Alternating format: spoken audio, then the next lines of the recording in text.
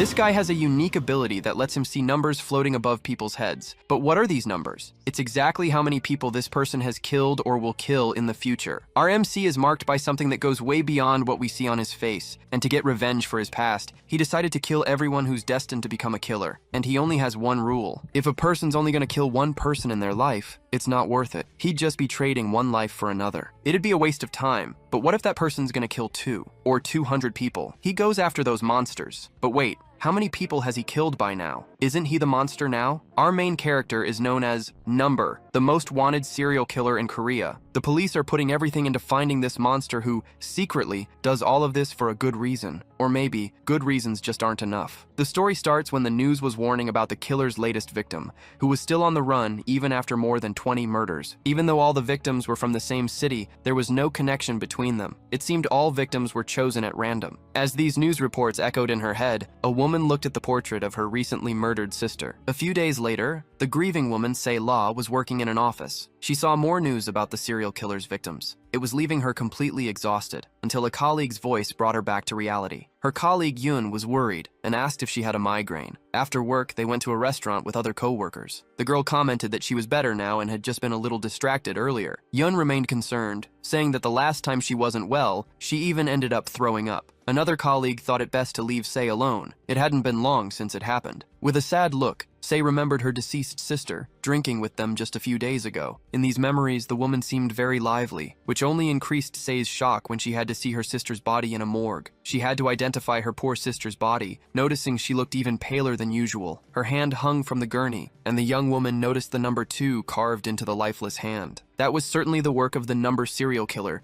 the most notorious in Korea at the time. Returning to the present, Yoon asked how many had already fallen victim to the criminal, more than 30. Meanwhile, the colleague agreed that the number was only growing, including crimes committed to imitate the serial killer. Another young woman was disillusioned. It seemed the police weren't paying attention to what was happening. The colleague agreed they were a bunch of good-for-nothings who deserved to die. For Say, it no longer made a difference. None of it would bring her dear sister back. As a journalist, covering a case after a robbery or murder had occurred seemed futile now. They should eliminate the problem at its root. There had to be a way to identify potential criminals before they harmed society. Couldn't they kill these people before they could hurt anyone? These thoughts hadn't left her mind in recent days. As they were heading home, Yoon called out to his friend, asking her to be careful on her way back, passing through streets with security cameras. He also commented that maybe she would feel better if she went out with someone, possibly thinking of himself. She just smiled and said goodbye to her friend. Meanwhile, someone was watching them from atop a building. Back to analyzing crime scenes, Say heard news about the victims having no connection. The only thing they ended up having in common was a number carved somewhere on their bodies. No one knew if the killer was a single person or a group, or if there was any motive behind these crimes. This was unlike anything seen so far. There were no witnesses. It was rare for people to see the criminal and get out alive. Interviewing the witness of Murder 21, the woman had said that several coincidences occurred. She had gone out to dinner at a restaurant and, on her way back, passed through a street she didn't usually take. It was on this path that she ended up becoming a witness, seeing the criminal standing in front of a bloody man. Meanwhile, the young man who witnessed the 13th crime swore there were more people on the street, but when he realized, everyone seemed to have vanished. Except for the person who was chasing them, it seemed the man knew exactly what they were going to do, as if he could see the future. Say wondered how these witnesses had survived. Why had the criminal let them go when they could tell what they had seen? The first witness heard the man's voice and thought she would die right there, but he just said her number was 1 and that she wasn't his target. Say wanted more details, but the police wouldn't even reveal the number carved into the victims' bodies, for security reasons. It was very strange how such a criminal could exist in Korea, without even hiding bodies or silencing witnesses. Her email was overflowing with tips sent about the investigation, but only one caught her attention, seeming truly important. Curious to know more, she immediately called the sender. That night, Say was excited. The lead was even better than she had thought. As she walked, distracted by these thoughts, someone watched her from afar. Then the smile vanished from her face, as she realized someone was following her and getting closer. Say remembered the words of the young man who witnessed the 13th crime, saying that when he noticed something strange, the street was completely empty. She tried to stay calm, but seeing her pursuer getting closer and closer, she began to run desperately. Say stumbled and fell after the man grabbed her arm. It seemed she had no way left to escape her pursuer. At that moment, Yoon appeared and shoved the man away from his friend. He grabbed Say's hand,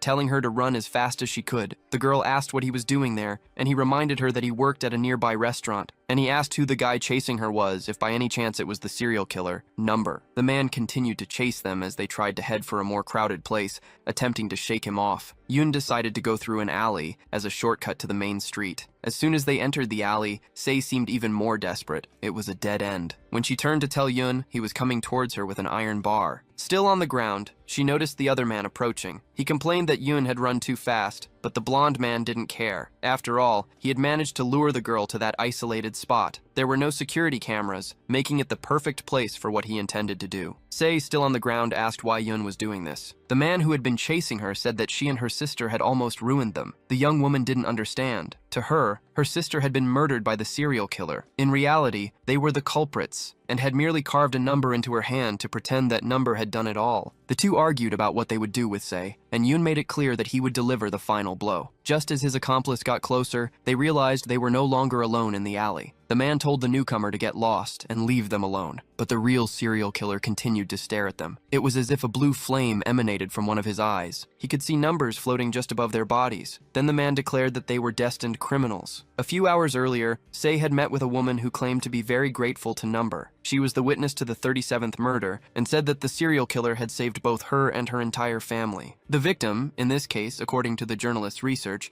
was her ex-boyfriend. But according to the woman, the guy was a jerk who would go to her house and assault her. It was during one of these assaults that the serial killer appeared. Sei thinks the whole situation was very dangerous for the witness and her family, and doesn't understand why the woman believes they were saved. The woman just laughs as if there was no chance the serial killer would try to kill her too. In her current situation, the young woman understands who that man saves and who he kills. Facing the men, he says they are both destined criminals, and slowly approaches the two. Yoon's accomplice starts to panic, telling the serial killer to stay away from them. He lunges at him with the iron bar, but is swiftly disarmed and takes a brutal punch to the gut. Knowing he is the next target, Yoon becomes apprehensive as he approaches. The serial killer glances back at the fallen criminal. Since the number floating above his head is 1, he declares that the guy was not his target. It was the same line the witness Sei had interviewed earlier told her. On the other hand, the number above Yoon's head was 4. Pointing at him with a knife, the serial killer states the number and says the blonde man is a target to be eliminated. Then, he lunges at Yoon, who still couldn't believe the predicament he was in. Several seemingly random numbers flash into the criminal's vision. As the two clash with sharp knives, the blonde man is swiftly disarmed and pummeled by his opponent. His accomplice rushes in to help, but also stands no chance against Number. Watching the fight, Sei remembers everything she heard about the killer, how there was no pattern in target selection, how he could have fooled the police for so long, and how witnesses always said it was as if he predicted the future. The last woman she interviewed recounted that her ex-boyfriend, who was murdered, had brought a bag when he came to her house. When the police opened the bag, it was full of flammable material. The guy had planned to set his ex's house on fire, meaning if the number hadn't appeared that night and dealt with the guy, he would have burned down her house with her entire family inside. Back in the present, Yoon, even on the ground, was pointing a knife at the killer. That makes no difference at all to the man who smashes his target's face into the ground with a powerful kick. Sei, still watching, begins to think that this man might be able to see things normal people couldn't. Perhaps he predicted the future and was able to identify people who would commit murders before they had the chance to commit them, and even see the number of murders those people would commit. The serial killer takes out a recorder, stating the date, time, target number, and his name. He explains that by eliminating this target, he would be saving the lives of 4 people he would have killed. Before finishing the guy off, he still asks if he had any last words or wishes, as he would try to fulfill them within reason. Yoon curses him, scoffing, as if he still hadn't understood that he was very close to his end. Number thus understands that those were the last words he wanted to say. Although Yoon began to beg for his life, it was now too late. With all that transpired, the blonde man's accomplice seizes the chance to flee, dragging himself away. Finally, the killer carves the number 4 into his target's hand. Sei questions if the killer won't go after the other guy, but according to him, anyone with only the number 1 was not a target. It would be eliminating one life to save another. The young woman concluded that it wasn't worth it. There would be neither loss nor gain in finishing off someone like that. For her, this line of thinking was starting to make sense. Precisely for this reason, she offers to help him. She had lost count of how many times she imagined being able to identify future killers and stop them before they could do anything. As a reporter, she explains that she could help the criminal hide and spread his message to more people. Having someone like her with the same goal would be invaluable help. The man asks if that was truly what she believed. Showing his face to her, he declares that he won't waste time talking. Then he takes out a new recorder and asks if she had any last words or wishes. Sei is incredulous. Why was he saying this to her? In the serial killer's eyes, the number hovering above her head was clear. 12. To him, all human lives had the same value, even though there were those who were good and those who were bad. What he knew was that the death of certain people could make the world a better place. Even without knowing who was good or bad, he would try to eliminate the numbers he found. In the end, his goal was to save as many lives as he could, and to ensure that he wouldn't hesitate to kill. A cafe TV reported that crimes imitating the serial killer were multiplying. The waitress watched the news about the deaths of Se and Yoon, where Yoon's accomplice had given details about what happened. A customer calls for the waitress, pulling her focus from the news, while we notice a strange customer in the background. The man was none other than the serial killer, sitting calmly and making notes in a notebook. He carefully chose the items he wanted from the menu, so they would arrive at the time he desired. Even the spot where he sat was no accident. It was perfect for a wide view of who entered and exited the place. Sitting by the window, he also had a view of the street below, where he could see the number above the head of everyone who passed by. The first to catch his attention is a girl with a choker and the number 2, and a guy who had just left a government building and had the number 4. The waitress had the number 1 above her head, and the criminal was concluding that his targets were running out, at least in that area. His priority was to go after targets with higher numbers first, especially when they were blinking. The waitress arrives at the table to serve the order, but he is no longer there. There is only money to pay the bill and an untouched coffee on it. In another restaurant, a gang was celebrating, lively. Their noise bothered the people around them who just wanted to eat in peace. Finally, a waiter asks the customers to make less noise so as not to disturb other people. In response, the guy throws a bottle at the wall, almost hitting 2 young people at a table. Holding another bottle, the guy asks if they were really bothering them, intimidating the waiter. At the back of the bar, another tattooed guy calls the waiter to bring more drinks. Meanwhile, at the table, the rude guy is congratulated for being released from prison on parole. The blonde man says the lawyers cost a fortune, but it was worth it, complaining that it was annoying to have to make a deal with the girl's father, as if he had to accept the money after everything that happened to his daughter. The blonde man felt no guilt at all for having run over the girl after drinking too much and causing her to lose her leg. The guy thought he had every right to live free even after that, just because he was going to compensate the victim, who only accepted the money because she was threatened by the aggressor's associates. Leaving the bar, the blonde man gets into a car and his colleagues laugh because he's already back to driving, saying it's better to avoid those pig cops. Even drunk, the guy speeds up the car, heading towards a crowded sidewalk. Inside, the blonde man is practically asleep at the wheel and doesn't even realize what he's doing, until from behind him, the serial killer appears, telling the guy to turn the wheel or something worse would happen. At the last moment before hitting the sidewalk, the blonde man obeys, and then he receives other orders to drive to a specific location. At that moment, the blonde man's number begins to flash, indicating it would decay soon. This meant that in less than a day, this guy would kill someone. The serial killer tells him to get into the passenger seat and asks if he has any last wishes. And a countdown begins, but before it reaches 0, the blonde man tries to prevent the throat slitting. With that, control of the steering is lost and he skids across the street. Losing patience, Number slams the criminal's head against the steering wheel and then stabs him in the chest. Finally, the car stops and the serial killer takes out his recorder, once again logging the date, time, and the number above the criminal's head. The dying blonde man tries to ask who sent the serial killer, who continued his recording, saying that no matter what he did, his target's number wouldn't change. The criminal takes advantage of this moment to try and stab the serial killer, but it was in vain. Before he could do anything, he is pierced by a knife in the chest. Only after this does the criminal's number disappear. The next day, he returns to the cafe he was at before,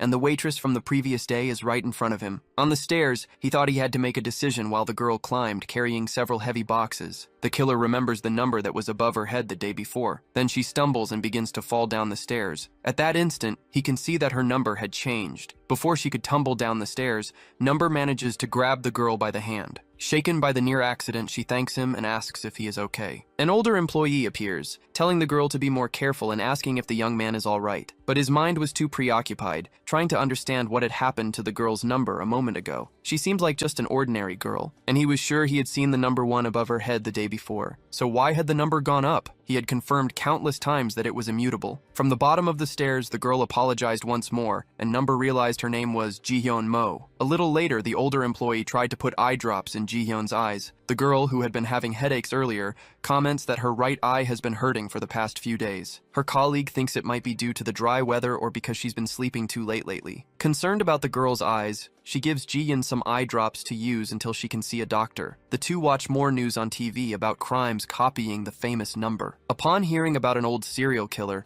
Hyeon Chol Mo, the girl seemed frightened. She makes up an excuse to leave, but she was bothered by the news about this other criminal. Her coworkers comment that the young woman must have another part-time job, even though at her age she should be studying. Walking down the street, she tried to control her breathing and return to normal. She needed to get to her next job quickly, and as soon as she arrived, she was slapped across the face for being late. She and her coworker were reprimanded by their boss. No matter how bad it was, Jihyun believed she could handle it. Pain was just temporary. As long as she could work and earn some money, she would endure it. No matter how difficult things were, she faked a smile and tried to move forward, until a customer said her full name, as if he knew her, leaving the girl stunned. The man commented to his colleagues that they had attended elementary school together. Images of a school desk graffitied with the word killer flashed in her memories. The customer revealed that she was the daughter of Hyeon Chol Mo, the famous serial killer from 12 years ago. The people at the table started laughing at the situation, while the customer continued saying he didn't expect to find her there after she had stopped going to school. Jihyun, in a panic, began to see golden numbers above their heads. She ran out of the tent feeling sick. Her eye was hurting again, and she felt like something was wrong with her. From atop a building, the serial killer number watched her, remembering what she was wearing when he saw her before, but especially the terrifyingly high number of victims she would claim. That seemed very strange, and he wondered who Jihyun Mo truly was. On the news,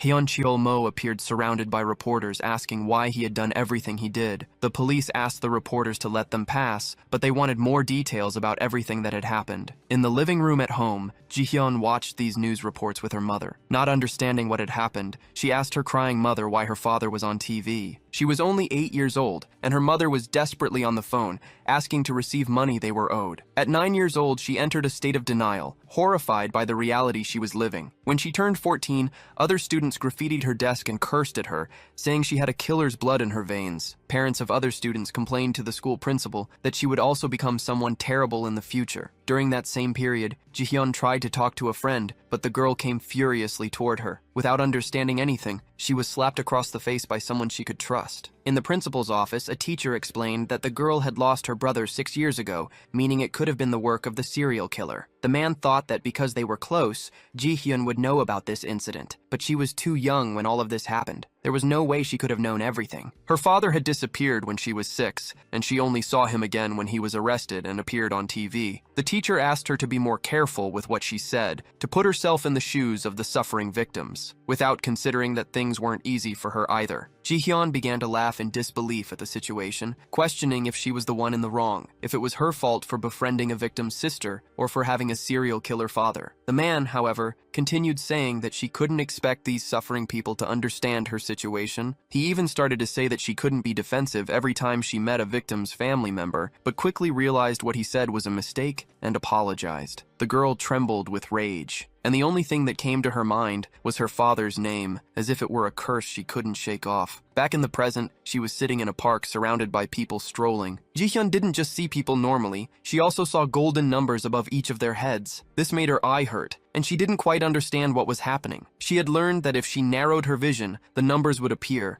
and she would focus on them. At first, she was confused by the 2 dots that appeared, thinking it was something related to time, but some of them were too large to represent hours, so that was still an unknown. It could be some kind of strange illness, even if she had no idea what kind. Behind her, a young man, Min Baek, appeared, asking how she was, but according to her, a child like him wouldn't understand. Jihyun had called him to the park, and Min wanted to know why. He took advantage of the meeting and gave her hand lotion, which left her confused. Then he reminded her that her birthday was the next day. In fact, he thought that was why Jihyun had called him there. Min reminded her that they had been friends for over a decade and should enjoy the day to celebrate, until he noticed his friend was crying and asked what had happened. She said she also didn't understand why she had suddenly become so sentimental and thanked him for the gift. Recalling everything that had happened that week, Jihyun confessed that those last few days hadn't been easy. She told him about meeting her old schoolmate, which brought all her past back. Although she thought she had moved past those things, it left her nauseous and dizzy. She remembered that back in school, a group of mothers had gone to the principal, arguing that while the girl might not be to blame for having the father she did, living in that reality, she wouldn't become a good person and would choose the easy path. Ever since she heard that, Jihyun decided she would be the opposite, a happy, emotionally stable, responsible person. She would never follow in her father's footsteps and become a murderer. Min found all of it ridiculous. She shouldn't blame herself. After all, she wasn't a murderer. Jihyun felt that the world they lived in forced her to think that way, and a child like him wouldn't understand. Standing up, Min decided they really should enjoy that day,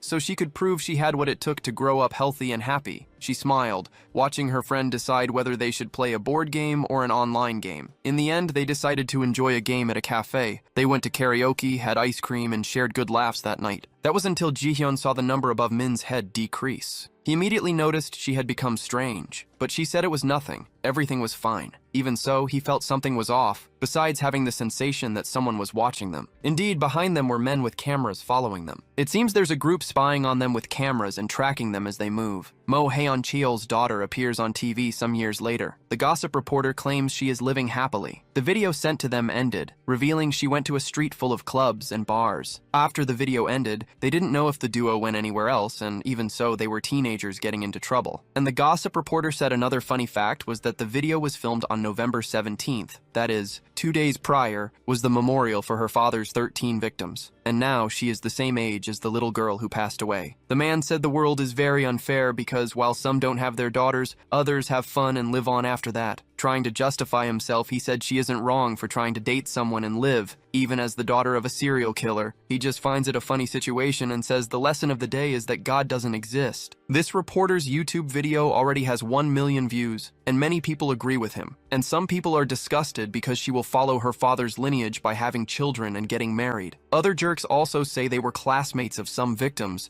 and therefore feel anger towards the girl. As her friend returns home, he sees some people causing a disturbance. Additionally, the police are scolding a man who was causing a disturbance in the street. Other people in the YouTube comments complain about fake news, saying she might not have the DNA for psychopathy. And some argue that it's biological, and you end up just like your parents. At that moment, the boy enters Ajumeoni's house, Ji's mother. It's been a while since they last saw each other and since he visited her house. Meanwhile, Jihyun is in her room, reading all the YouTube comments, very sad. She asks if he adequately hid his face so as not to be seen by the paparazzi. After all, if he's filmed entering there, he'll get into big trouble and people will say they're living together. Hyun is very upset with people because they know nothing about her. She was sure it was those old classmates who followed her and took these photos. Baek says he understands how she feels, asks her to calm down a bit, and says she doesn't even need to read the idiot's comments. After all, they'll disappear soon when they have no more drama to cause. Jihyun feels very betrayed having to hear comments about inheriting crime and karma and never being able to grow up normally. This could really make her go down the wrong path, and as soon as she's living well and healthy, they'll start cursing her precisely for being happy. She wonders what she's working for and what she's trying to prove, as she's forced to smile and act as if nothing is happening. At that moment, her mother enters the room because outside, people are throwing stones at their window. Ajumeoni apologizes to Baek because of the people outside and the way Jihyun is acting. She knows she should be with her, but she's working all night. Her friend says they are in exam period, so she doesn't have to worry, as soon as her mother tells him not to leave the house if possible and to call if anything happens. She notices the numbers appearing above his head again. The girl gets scared seeing that countdown again above her friend Baek. When the numbers start to drop, she gets scared and tries to tell him not to leave the house. Afterward, he starts looking for ingredients in her house and finds nothing to make dinner. He realizes that the people who were throwing stones at her window have left, so he tells his friend that he's going to quickly go down to a convenience store. He notices she's asleep and leaves silently. However, he is caught by surprise by the men who were throwing stones, who corner him. They prevent him from closing the door and start to enter, asking if he's her relative or boyfriend. The guys even know his name and start filming Baek's face, asking if the girl is home. He tries to say they are crossing the line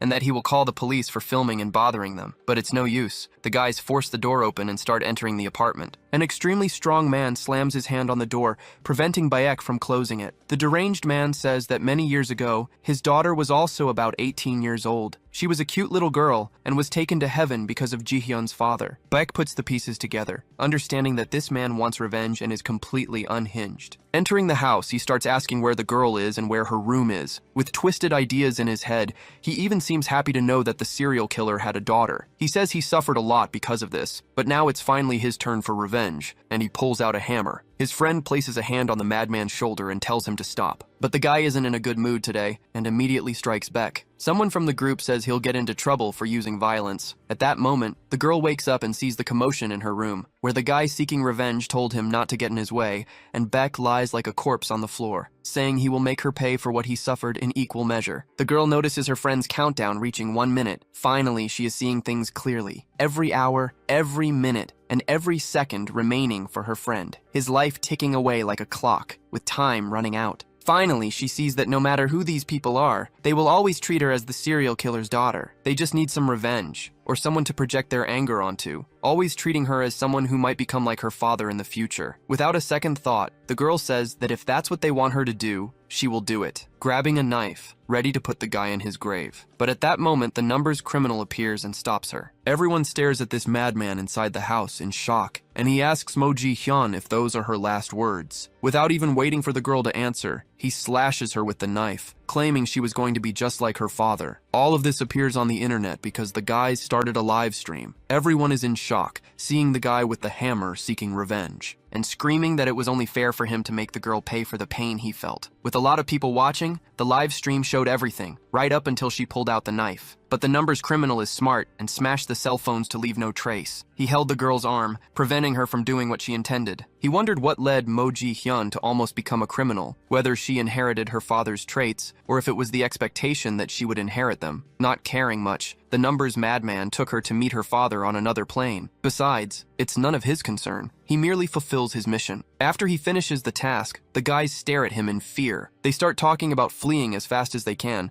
because the guy's knife is covered in ketchup. One of them flees, whining because he lost his camera. The guy seeking revenge is in shock to see that the girl took a hit, so he tries to finish her off on the floor but is stopped by the numbers guy, who says that unfortunately he must do the same thing. But he lets the guy leave alive because he only has the number 1 above his head. Meanwhile, the girl on the floor asks, "Who is the guy with the scar?" Seeing that she is still breathing, he notices that his knife wasn't that sharp. Furthermore, the numbers above her head also haven't disappeared. This makes her understand that he also sees numbers, just like her. Seeing his eyes glow blue, and the guy still sees several numbers above her head. It would be 4,000 lives she would reap in the future, which shows this girl is like the Black Death. The report continues, stating that the only thing in common among the victims were numbers on their skin. They don't know the guy's motive or what the numbers mean, and that same old story we've already heard. At this moment, the girl understands everything as her life flashes before her eyes, and she realizes she would take 4,000 lives from the future in a way she doesn't know how. She also understands that this guy is here to take the lives of people like her, who are sinister criminals. Her vision begins to blur, and she sees the time she has left before her eyes. She has 30 seconds left and her friend has 50, which makes her sad because she didn't want Bake to be gone. She doesn't know what to do, as she only has 20 seconds left and desperately wants to help her friend somehow. The scarred man asks if she has any last words as the guy always repeats himself. She uses her remaining energy to ask why he left the guy alive, even though he attacked Bake. Our favorite anti-hero knows it's a question she would hardly understand, finding the girl strange, as this is her curiosity when she's about to meet the Pope in heaven. He explains that people with the number 1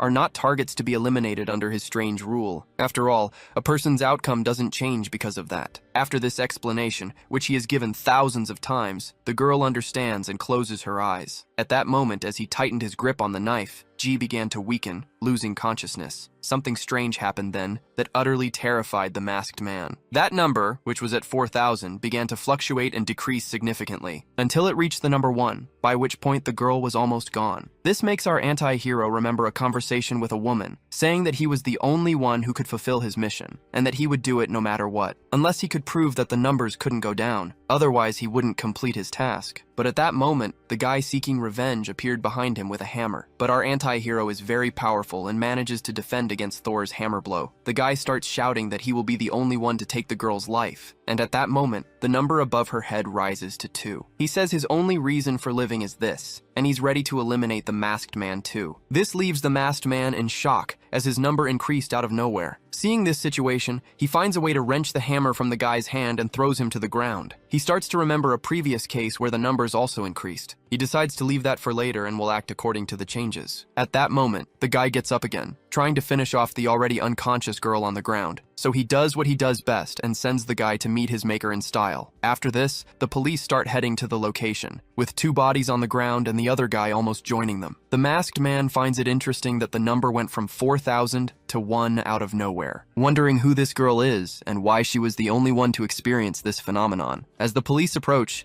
he says he has made up his mind and already has an idea. So he saves the girl, puts her inside his car, and drives away. With her, he hits the road in his dark and very suspicious car. The girl is inside the car, still half unconscious. Until, feeling a lot of pain, she wakes up and wonders where she is. Getting out of the car, she finds herself in a strange place with a building or a somewhat destroyed house. She remembers being home the day before with her friend Baek Min. Suddenly, the guy with the scar appears, and she starts to remember what happened the previous night. Our beloved anti-hero saw her waking up sooner than he expected. When she tries to run away in fear of him, remembering what he did, a rope catches her foot, preventing her from running far, and he tells her not to waste energy on it and to go into his house. While doing his tasks, the guy says he has no intention of harming her, but he wants her to stay quiet. The girl obeys and waits inside the car while he does some crazy things. Remembering that this guy kept appearing at the diner where she works, she soon puts the pieces together and knows he is the infamous number criminal, and she understands that his targets are people with numbers above their heads. She remembers him talking about the 4,000 people whose lives he would reap,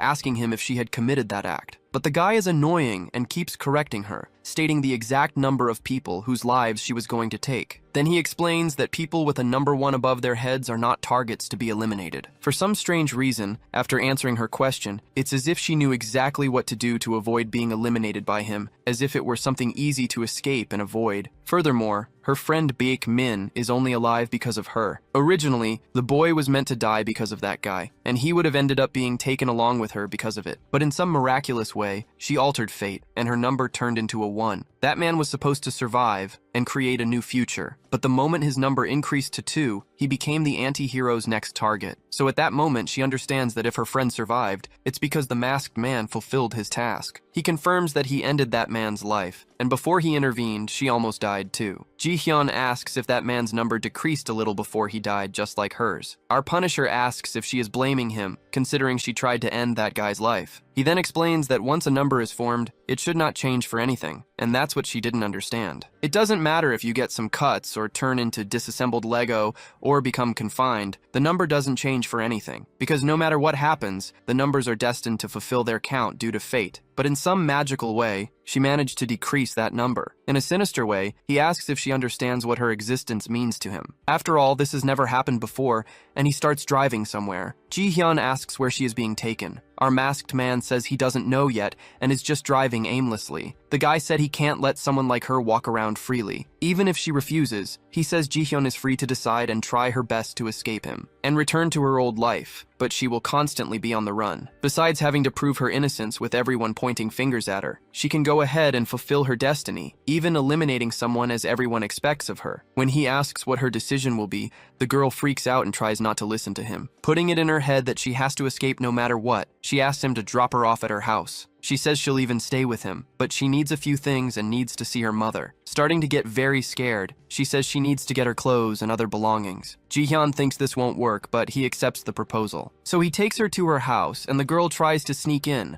trying to go unnoticed. Ji-hyun imagines the crime scene is clean now. Also, the anti-hero parked the car in a spot without cameras, telling her to be back in 30 minutes without being caught by anyone. At that moment, the girl enters her house, jumping over the crime scene tape, grabbing emergency items, clothes, and other things, hurrying a lot, and thinking of a way to stay away from that man, thinking of going in the opposite direction and then escaping. But the girl starts to wonder where she should go next. However, someone watches her through the doors opening in a sinister way. The number criminal says that if she returns, she will pass the test. But if she tries to escape him, things won't go well for her, and she will fail. And at that very moment, someone emerges, lurking, a shattered bottle gripped in their hand. At that moment, the person bursts into her house, making the girl scared senseless, as he raises the broken bottle above his head, ready to strike her. The girl screams in despair, and suddenly she realizes it's her friend Baek Min. He is surprised to see Mo Ji-hyun alive, and then he asks what he is doing in her house. He says he heard the police left and came back to get a backpack he left behind. However, he noticed the door open, and someone inside the house picked up that broken glass bottle. For a second,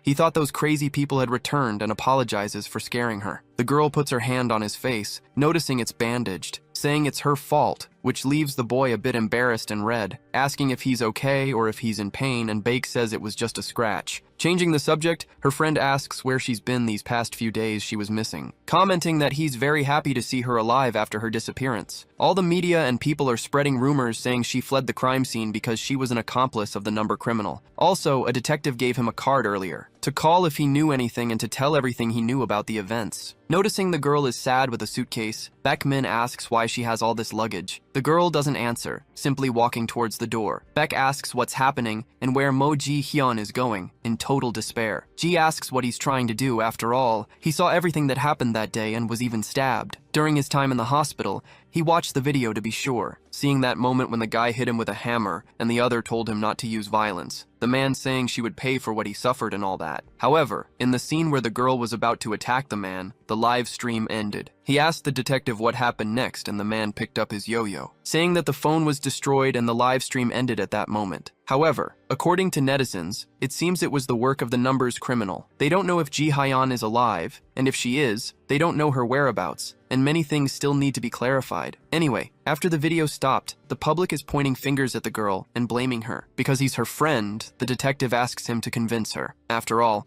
they also don't have information about the numbers guy yet. On a street lit only by a lamppost, the girl says she's leaving before the police arrive. Baek Min asks why she's running and asks her to answer if she eliminated that man. He imagines she didn't do it, so why is she running if she didn't do anything? Also, I really want to know where she's going, and she remembers what the number said, that if she decided not to stay with him, she would be pursued all the time and would have to prove her innocence to people. However, he says she doesn't need to prove anything to him, after all. He knows she didn't inherit her father's traits. She should let them say what they want, and he says she shouldn't care what others think. After all, deep down, he's sure she wouldn't do something like that. But the girl shouts no, and that he's wrong because it's not about proving something. It's not that simple, because at that moment, she didn't want to stop the man or save Baek from him. She simply wanted to put him 6 feet under and wipe him out. She wasn't out of her mind either. She was thinking clearly and didn't want to save anyone. She imagines that what they say about her being like her father is true, showing she has daddy issues. The destined crimes, that's why the masked man can see the numbers above her and others. And if it wasn't because of him, maybe it's for another reason. Then she apologizes for being his best friend and starts to leave. Baek stands there, completely sad, tells her to come back. But that's what you get for liking a problematic girl. Ji Hyun says she doesn't want him to get hurt because of her, and he shouldn't waste his life for someone like her. Her best friend says his mother is in the hospital after collapsing, and he can't break her heart again. This hits the girl hard, as she remembers her mother's reaction when she got the news about her father. Crying, she said it would be another reason for her to be like her father, and even so, she said she wants to see her mother one last time. But after that, she leaves and gets into our anti-hero's car, who says she's late and he thought she had run away. The girl calls him master and says he can get rid of potential criminals. Our vigilante said someone has to do it, and he's the only one who can. Ji Hyun asks if, while she's with him, she shouldn't worry about ending anyone's life. The man with the scar says she doesn't need to worry, because if he sees the number increasing above her head, he'll get rid of her right away. As they hit the road, the girl remains thoughtful and relaxed in the presence of this lunatic with good intentions. Meanwhile, that weird yo-yo detective enters her house. They conclude that the girl is alive and wonder why she's sneaking around her own house like this. The detective expects to have an answer about the camera surveillance system soon. At that moment, he picks up photos of the girl at the diner and also sees numbers above her head, revealing his red eyes, just like the number's blue eyes and G's yellow ones. Someone in a dark hallway starts calling emergency services, stating their address and detailing the incident, whispering and saying there's a person behind their door, asking for help as quickly as possible. The police officer said they would send a patrol to her address. The girl keeps asking non-stop why they don't just arrest this maniac at her door. Police tell her to calm down and say the guy is probably just loitering in the hallway and might not even hurt her. And for now, they can't do anything. They can't arrest a guy based on her suspicion. In desperation, the woman asks if they're going to wait for her to be eliminated by him before taking action. After this crazy moment, we see the two of them on the road 9 hours later. The two stop for a bit to eat and relax by the roadside, as she asks if he eats anything besides cereal. Ignoring her, the anti-hero asks her to check a drawer, but the girl keeps pestering him, asking about the foods he eats, making the guy say he eats eggs and chicken too, but doesn't really like the taste, saying that the truly important thing is the routine, which must always be repeated. For him, what bothers him most is when variables interrupt his routine.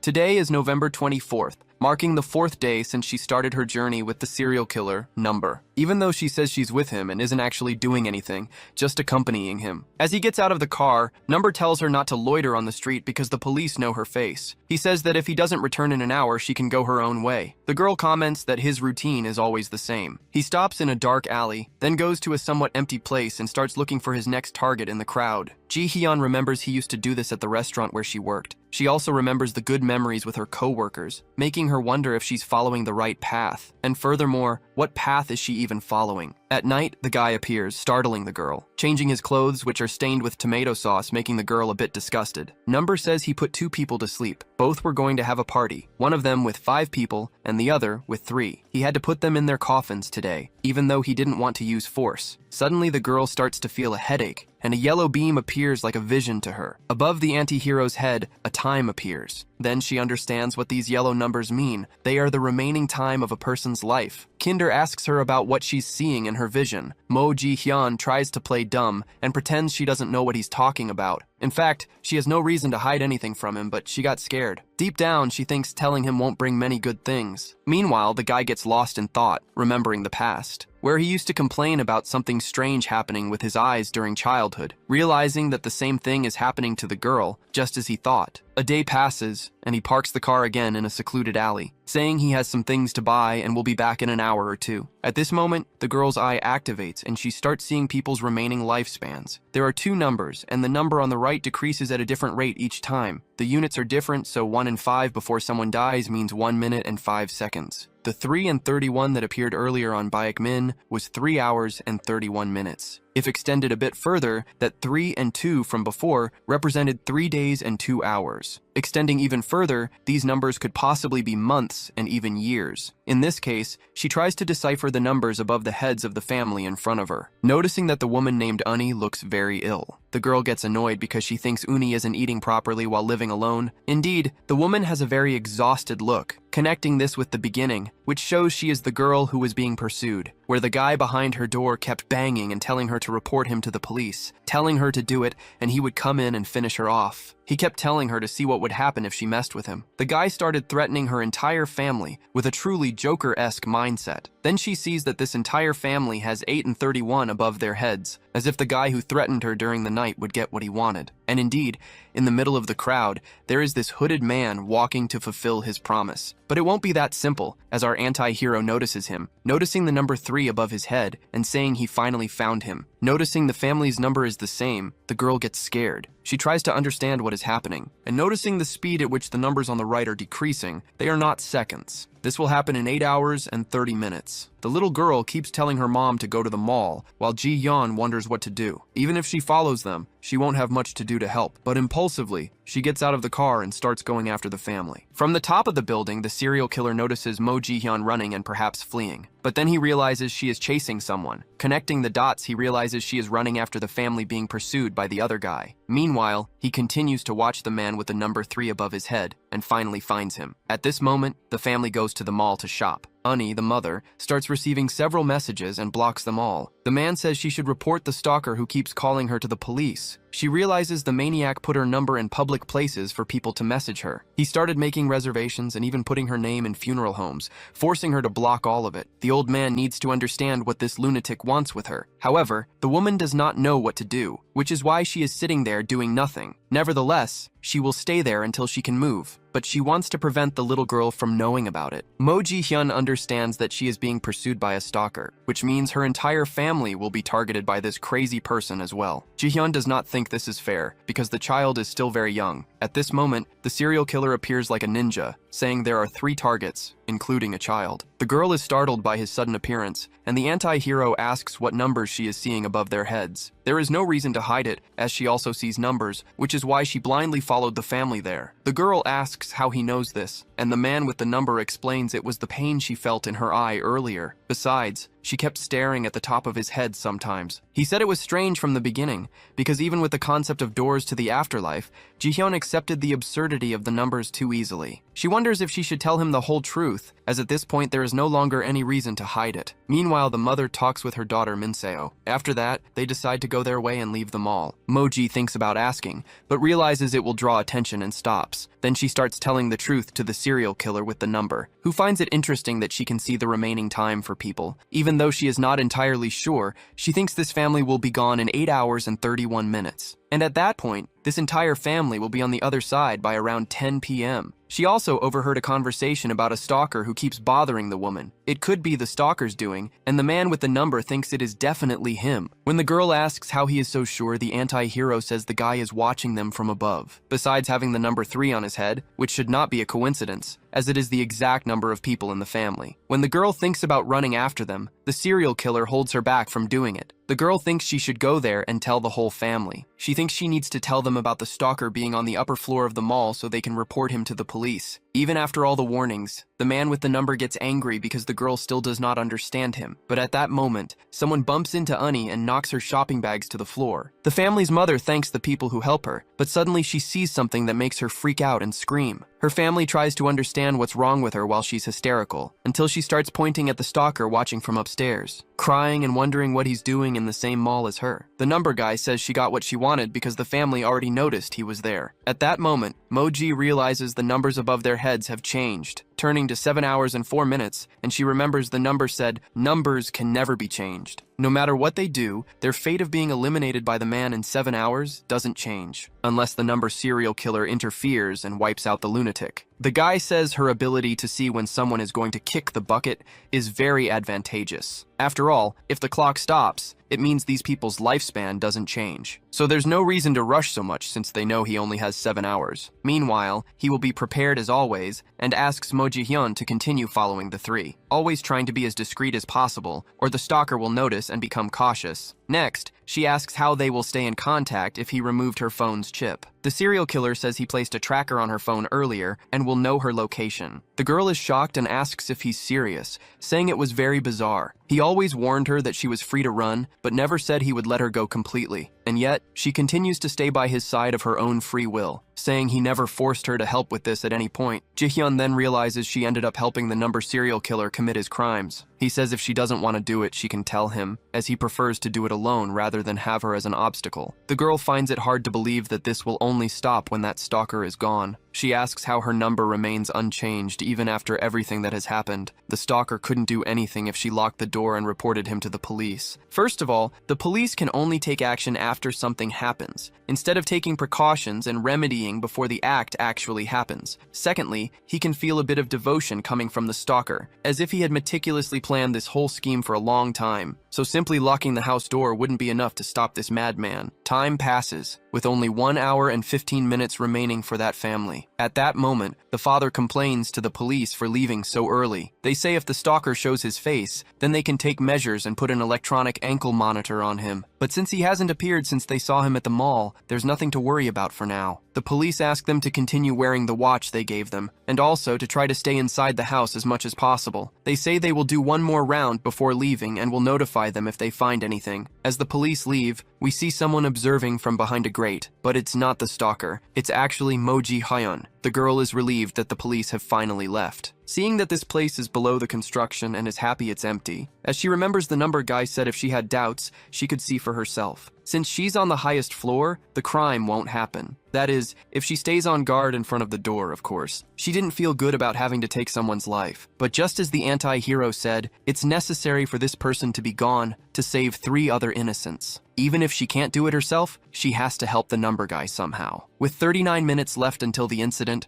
the stalker appears at the family's building, walking with a toolbox in his hand until he stops in front of the door next to the house, pulling out adhesive tape and sticking it on the outside of the door. While the girl wonders what he's doing, he covers the grates, and then using a tool to break the glass without making much noise, thus invading a floor of the building, walking cautiously there without making a sound, and the girl realizes he's gone. And now, with only 26 minutes left until the incident, the woman starts to smell something strange inside the apartment, like a gas leak. She finds it strange because she doesn't remember leaving the gas on in the kitchen, At this moment, Moji creeps in silently while the father asks if they left the window open, and she realizes it was the window he broke, letting the gas in. As she goes to the spot, she realizes he left a gas cylinder connected to the apartment to make everything explode. However, he didn't actually leave and ends up entering through another window. While the girl tries to disconnect the gas hose, she hears screams. She then quickly removes the hose from the apartment. The girl starts screaming desperately for someone to open a door. At this moment, the mother hears and becomes even more frightened. After all, her father was struck by the crazy guy, and completely deranged,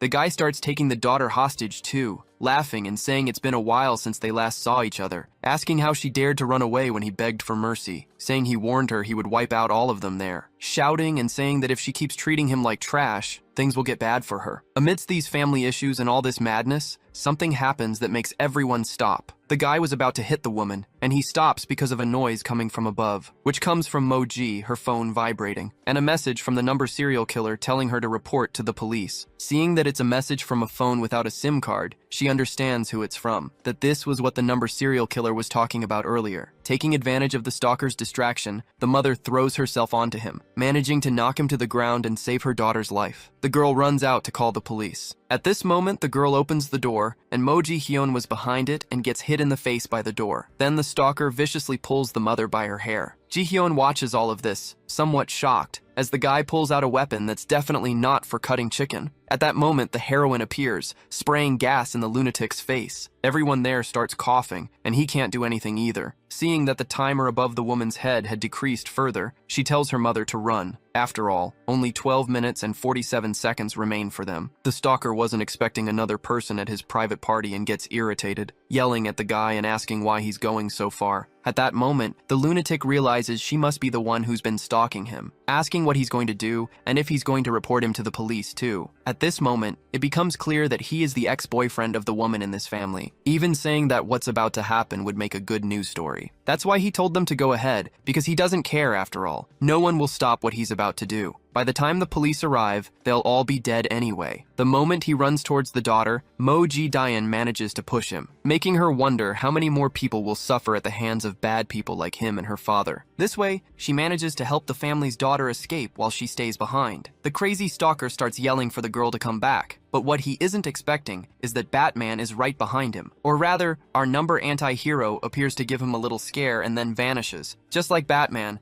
the guy keeps scaring him by hiding in the shadows, until the hallway light turns on again after having been turned off. Before he could think it was all in his head, the serial killer appears, grabbing the maniac and slamming him against the wall, then taking his knife and brandishing it as if the guy were a cut of meat for a barbecue, telling him to answer his question as soon as the pain subsides, asking the stalker if he has any last words. But the guy doesn't care and grabs his weapon again to try and take out the number. But the anti-hero doesn't get tired of cosplaying as Batman and disappears again, which makes this stalker increasingly paranoid. He then starts running towards the mother, his ex-girlfriend. Before he could even get close to her, he's slammed with a kick to the back by the number, leaving Moji startled, and then the number hurls the gas cylinder at him, saying he wouldn't be hurt if he had behaved from the start. Meanwhile, the lunatic lies on the ground agonizing, making him wonder who these people are. He gets up with the gas cylinder in his hand and charges at the girl protected by the number. Before she's hit, a flash goes through her mind where she says she never wanted to be like her father, and perhaps that was the only reason she followed the number serial killer. She could have easily gotten rid of the phone with the tracker and escaped him. She wonders if she was unable to escape out of fear that the number would come after her or not. Or perhaps she was waiting for an answer from this man that only he could give, and it's at that moment that the number saved her from being hit. The moment he wiped out the man, she understood. She wanted a reason to commit crimes with his twisted logic of eliminating people to save others. It's at that moment that the number removes his mask and asks his usual question one last time. She wonders if she truly hoped to change the future with this twisted logic, because perhaps she truly hoped for a world where her loved ones wouldn't suffer, because of bad people like that man who pursued them. At that moment, the favorite anti-hero with a superhero complex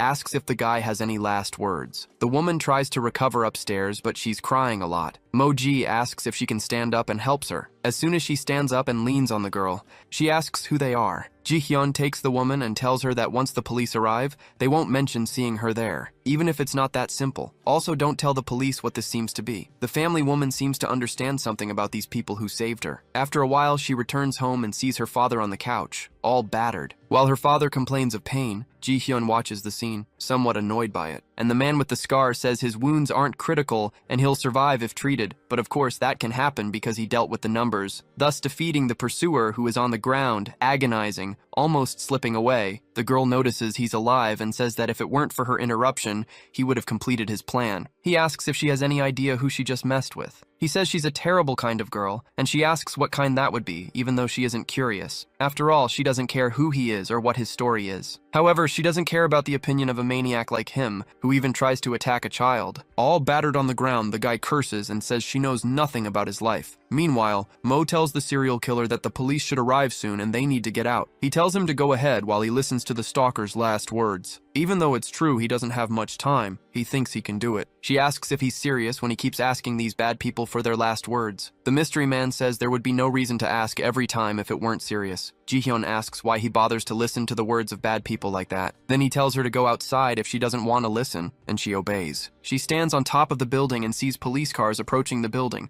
arriving very quickly, and she doesn't understand why he's obsessed with the final words of bad people like that, when they should actually be fleeing from the police at these moments. She returns to warn him about the police and arrives just as he sends the guy to hell, seeing some ropes and a belt on the ground that she doesn't quite understand. The number serial killer says he left them there in advance, based on the area's layout for when they finished their work. They could be caught by the police, or their faces would appear on cameras. That's why he's suggesting they jump from that height using ropes, just like Batman. She understands this is the escape route he created, but she didn't want to have to do it either. Then he ties the rope to the pipe, puts it on his back, and Ji-hyun holds on tight not to fall. The girl is in a complete panic, but it's their only option to escape. They continue rappelling down because the guy is a big fan of Batman, and he does everything very meticulously so the security cameras don't catch them. Waiting for the exact moment moths pass in front of the camera, he descends with full force, releasing his foot, letting his body slide down the rope, moving at high speed, leaving the girl completely terrified. He holds onto the rope and pushes his feet against the wall to gain more momentum. This way, they start descending the entire building from the outside without being caught. After that, the case is reported with all the street and time information. The police comment that it's a stalker case. The scene was initially discovered by an officer and his superintendent, based on the wounds and the number carved into the victim's wrist. This case was connected to the number serial killer. The next morning, several police cars are already at the scene to investigate the crime scene, with the detective who also has an ocular ability and his partner, knowing there was another case by the same number, criminal. The detective watches the security cameras. His assistant calls his attention and asks what he's doing. Sunbae says he's looking at the clouds, trying to guess their shapes. She brings the security camera footage from near that area, explaining that they couldn't handle all the footage. Then he asks her to hide his yo-yo because the boss will get angry if he sees it, and she tells him he should get rid of it soon. Meanwhile, the police and forensic scientists analyze the crime scene. They say they couldn't find any clues this time because the fire extinguisher wiped away the fingerprints. They have nothing but prints of the family victims and the already departed pursuer. Sunbae gently asks Detective Moon if he can tell him where the family victims are now. Moon says the father is in the hospital and the family must be with him too. Then he shares the address with the red-eyed detective. The detective says Sunbae can't enter crime scenes whenever he wants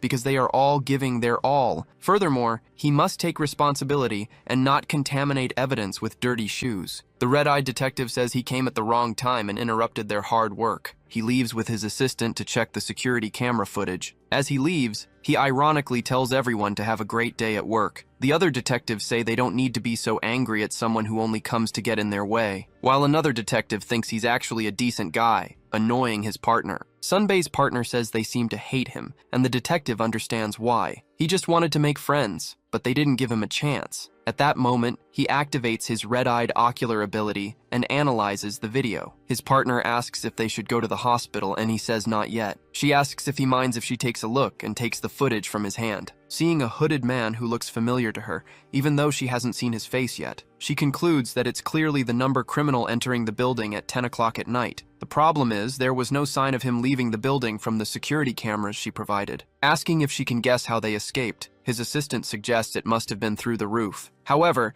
there's also a possibility he escaped through the lower floor. This is if they considered the resident witnesses and the security camera blind spots. However, when they reach the roof and see marks on the pipes, they conclude that's exactly where it happened. He doesn't understand how he wasn't seen by the fourth-floor security cameras if he descended that way. Deciding then to take another look at the video of that moment, noticing that in the footage, some insects got in the way at that moment. At the exact moment of the escape, moths flew in front of the camera. Sunbae notes the camera's range and their blind spots and where the witnesses were looking at that exact moment, when a flash of light appeared out of nowhere as soon as the power came back on. The exact moment the swarm of moths agitated by the light blocked the camera for many seconds. All these factors were put together now, but there's no way to know all this unless you're the one committing the crime. This makes him certain that this man always finds a way to get away, always taking the safest and most efficient route that no one would imagine. Or perhaps he can predict the future to do so. His partner asks if his ocular ability is similar to Detective Sunbae's. During the night, we see the family at the hospital, and the detective calls the girl who survived to talk, telling her to relax because he just wants to ask a few questions. With his ocular ability active, he sees the numbers 2, 3, 1, 0, and 3. Asking how she's feeling, the woman says she's fine and has been better. At that moment, the last number, which was 3, turns into 2 above her head. He knows she is aware that she cannot lie now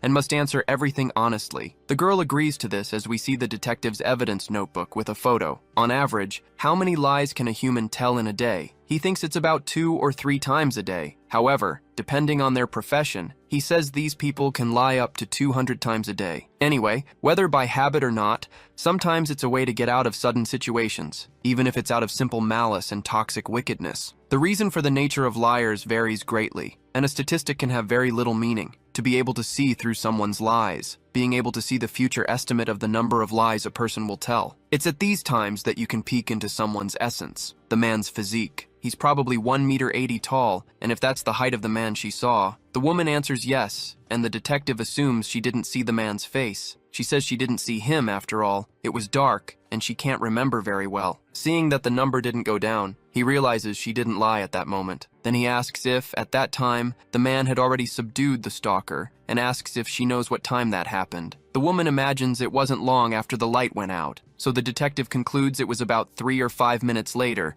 and the woman confirming that the criminal entered the apartment when the power went out at 10 at night. Also, if they changed their assumption that he fled after looking into the future. When the moths had already covered the security cameras, that would be the moment the man left the apartment. So, as he's talking to the woman, he says the man left the apartment 30 minutes later. Given that after entering, within 5 minutes he had already subdued the stalker, asking her what he did during the 15 minutes of unaccounted time. The woman says she's not sure because she only briefly ran to him and was in the hallway the whole time. At that moment, another number goes down, revealing that she told a lie. As soon as she got home, he was already gone and had disappeared, but Sunbae is sure she lied. He knows she lied when she said she ran to him and talked to him, but in reality, she was in her house the whole time with the criminal. He knows she just doesn't want the police to know this and must find out why. Next, he returns to the subject of her being a victim of a stalker, commenting on the portable rope ladder and the gas canister, which showed he was well prepared for the situation. A little apprehensive about the stalker issue,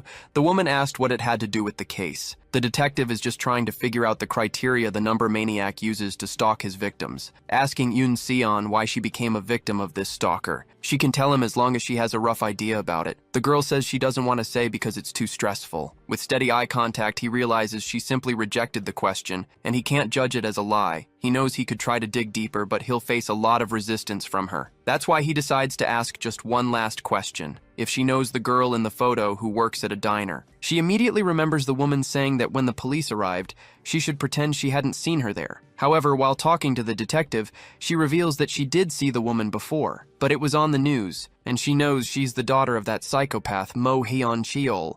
She manages to bypass the detective's lie detector, which doesn't fall for it because she only omitted a fact. The detective said she was right, but he was sure the girl's face was blurred in the news. Yoon Seon tries to justify herself, saying she saw the report recently and asks Sunbae to stop doubting her, saying that a victim like her would have no reason to lie, and his eyes even sparkle. The detective remembers seeing the security cameras and noticed the psychopath's daughter on the building's stairs. He says many people almost died, and the only thing they had in common was that they all survived thanks to the number, subconsciously wanting to return the favor he did. Or perhaps it's to hide something from themselves. That's why he's going to ask the woman one more time, not from the news or reports, but on the day of the incident if she saw the girl. After this interrogation, we see inside the Daejeong police station, where Soonbai draws conclusions about the Sunlight apartment case and the number serial killer. The chief asks how many times he's been in this cat and mouse game that only wastes his time. Another person comments that in Mindon's case, there was a chance the girl had joined forces with the number criminal. He remembers when the woman lied during the interrogation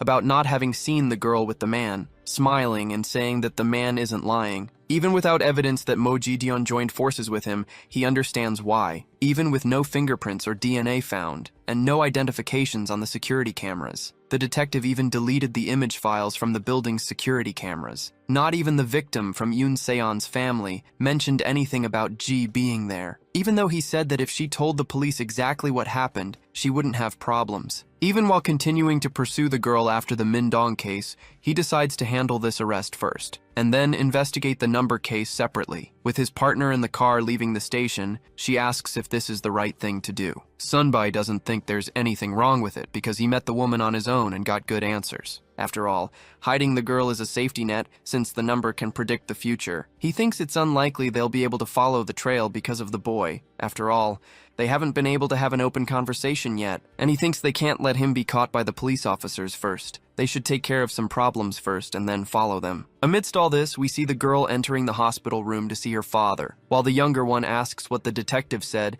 and if it was really the number. She adds that he also said he doesn't know how they almost came close to death. Something still grips the little girl's heart, because that pursuer had no reason to do it. The older one didn't know who he was, and the younger one wants to understand why he talked about begging for mercy. They also tell their father that the whole family was almost gone, and no one knows why the guy did that. Yoon Se-on tells the younger one that things are over, that everything will be fine from now on, that they don't need to know these things, and that their father did nothing wrong, and that they are alive. They start crying and hugging each other, thanking that they are well after all this, and that they should never think about scary things again after this. The pursuer became another one of the many victims that Number made, and he recorded their last words. We see an unhappy memory of the Number's criminal in a room full of injured people. Besides him, with a scar on his eye and his school friends injured, screaming at a woman who was doing all this, snatching the lives of all his friends. The woman said she did it because he wouldn't be able to do it on his own, saying that if he didn't like it, he should finish her, and Number was her master. After that, she claimed another life, and the memory comes to an end. Number wakes up inside his car with a headache, remembering that dramatic day. While the girl sleeps in the back seat, he wonders why he remembered such an old memory. Seeing that he left many things behind, he still decides to continue his missions. While the girl wakes up, he continues driving his black van, parking in another alley and going to complete his tasks, talking to a fully tattooed woman who recognizes him from a while ago, saying that it's been a long time since he visited her, ever since he became famous, handing the audio recorders to her. After all, she asked for them. Then the tattooed woman hands over the contact the man asked for. She asks if she should deduct the cost of all this. Then the girl remembers that these are the recorders he used to carry around. The woman also recognizes the girl, saying that she has nothing to do with her father, and that it's interesting because she was the only one Number spared so far. He asks her to ignore everything the woman is saying and leave. After that, they hit the road again, and she asked what those recorders were. Even with him saying it's none of her business, Mo Ji knows they are the recorded last words of the people he eliminates, asking who and why he is delivering these recordings to. He says these recordings are the messages from those who are gone, for those who would like to speak one last time. In the end, he again leaves a message of their last words for the people they loved. Others instruct their lawyers on how to divide their legacy and inheritance,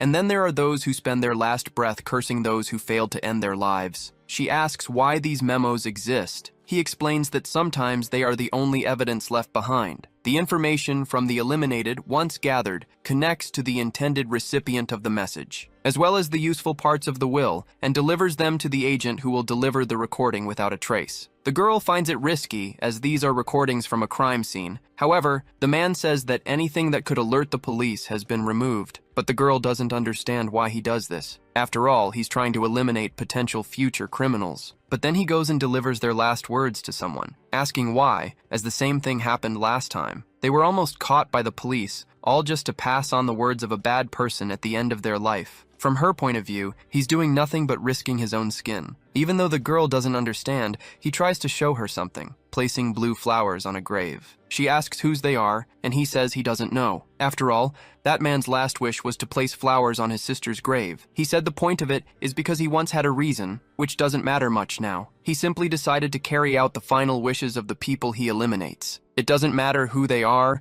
as long as it's within his power to fulfill these last wishes. Moji Daeon asks if that even applies to cold-blooded criminals. For the criminal with the number and the scar on his face, right or wrong, good or bad, doesn't matter. As long as they are one of the future criminals he's sending to their grave, he wants to honor their last wishes. That's what he decided, and he's been following it ever since, even though the girl finds it ridiculous. Taking a person's life to save the innocent was what she thought he was doing all this time. But now she doesn't understand if this man cares about the type of person he's about to eliminate. It seems he's a machine, only moving in the way he programmed himself. She wonders if something happened in his past, but she can't help. She can only wonder what makes a cold-blooded guy like him keep doing what he does. Finally, he reaches his destination and gets out of the car, stopping on a very busy street. A kind of underworld, a very strange place. Our anti-hero says it's the last wish that was on the list of one of the people he took, saying he's there to carry out a revenge that a man couldn't finish. A man who, in the photograph, has the number 34 above his head, being a tattooed man inside a nightclub, observing everyone there. A man facing the masked figure, desperately asking him to end someone's life. Our anti-hero asks who he should eliminate. We see a tattooed guy at another man's house, telling this man in a suit that he should have had a better life. Then the man in the suit kept insisting that Batman do it, crying profusely. It was at that moment that he handed over the recordings he received, and in return, the photo and information of the tattooed man. This tattooed man is going to cause a little trouble, just like the 34 people. That's why he went to this nightclub looking for the guy, as it's the last wish of one of the people on the list. At the nightclub, the tattooed man asks a butler for another bottle of liquor. While talking to someone, he says he's already rested many times during the week. This man says he'll charge $7,000 per head, and there are 3 people. He was threatened with losing his family if he didn't follow the conditions, and that's going to happen now. The tattooed man says he takes no pleasure in doing this to civilians. Another man asks if what he's feeling is guilt. The tattooed man says it's a nuisance and things won't calm down for a while. Another problem is that he'll have to do this with his bare hands and can't make it look like an accident. He concludes by saying he'll do it within 6 days. Outside the nightclub, our anti-heroes see him passing by. On the phone, he asks for the whereabouts of the 3 people he needs to send someone to. Moji Daeon asks if he's the target, and the masked man says yes. Our protagonist remembered it being 34 in the photo, and now it's 33. He says he can only see numbers in photos at the moment they were taken, and that number can change. If the tattooed man's number were 1 or 0, he wouldn't fulfill that man's last wish. Strangely, he seems to notice the girl observing him, and Ji immediately ducks down in fear. It was a close call for that Yakuza-faced man to see her. He says that now that they've confirmed his number,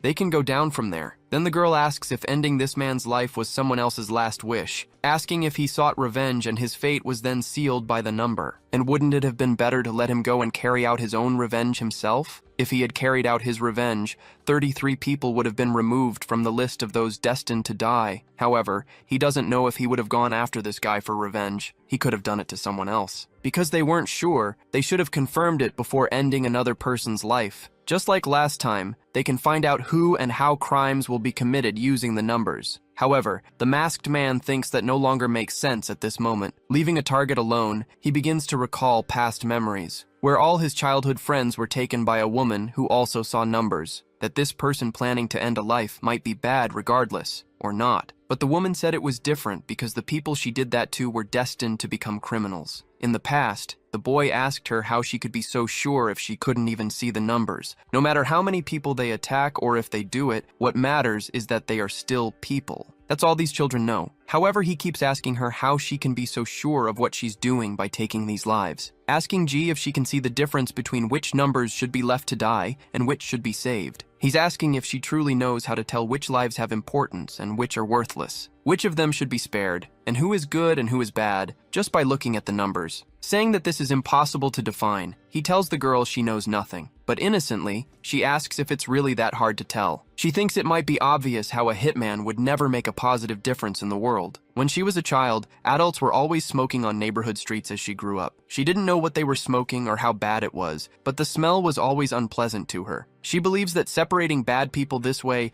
doesn't have to be so complicated. However, the math-loving serial killer thinks she still hasn't understood the point. He decides to stay calm because she's just an uninformed child. He doesn't need to put in much effort trying to convince her of his motives. Whatever the case, he just wants a yes or no answer. When she said it's obvious to choose between the life of one man and the 33 people who would be his victims, he asks if she would choose to end his life to save those other victims. Without hesitation, Mo Ji-hyun replies that she would, and the mysterious emo guy finds this answer sufficient. He needs her to do something for him that is currently beyond her reach. That's why he's going to teach her how to awaken her sharing in eyes to the next level. He finds the club where he got the job and, based on surveillance, where he's staying. His subordinates don't usually make noise, but it's definitely the office where they operate. He asks the girl how much time he has left to live. Using the eye technique, she notices it's 14 and 9. She imagines it could be 14 hours and 9 minutes, or 14 minutes and 9 seconds. And since factors are greater than 12, it could represent 14 months and 9 days, which leads to the possibility of it being 14 years and 9 months, or 14 days and 9 hours. Our protagonist thinks it's 14 years and 9 months, especially since he takes on a job every 2 weeks. Even if he asks his subordinate to do some work, finishing off 33 people in 14 days is enough time. While he keeps an eye on him and looks for an opportunity to send him away,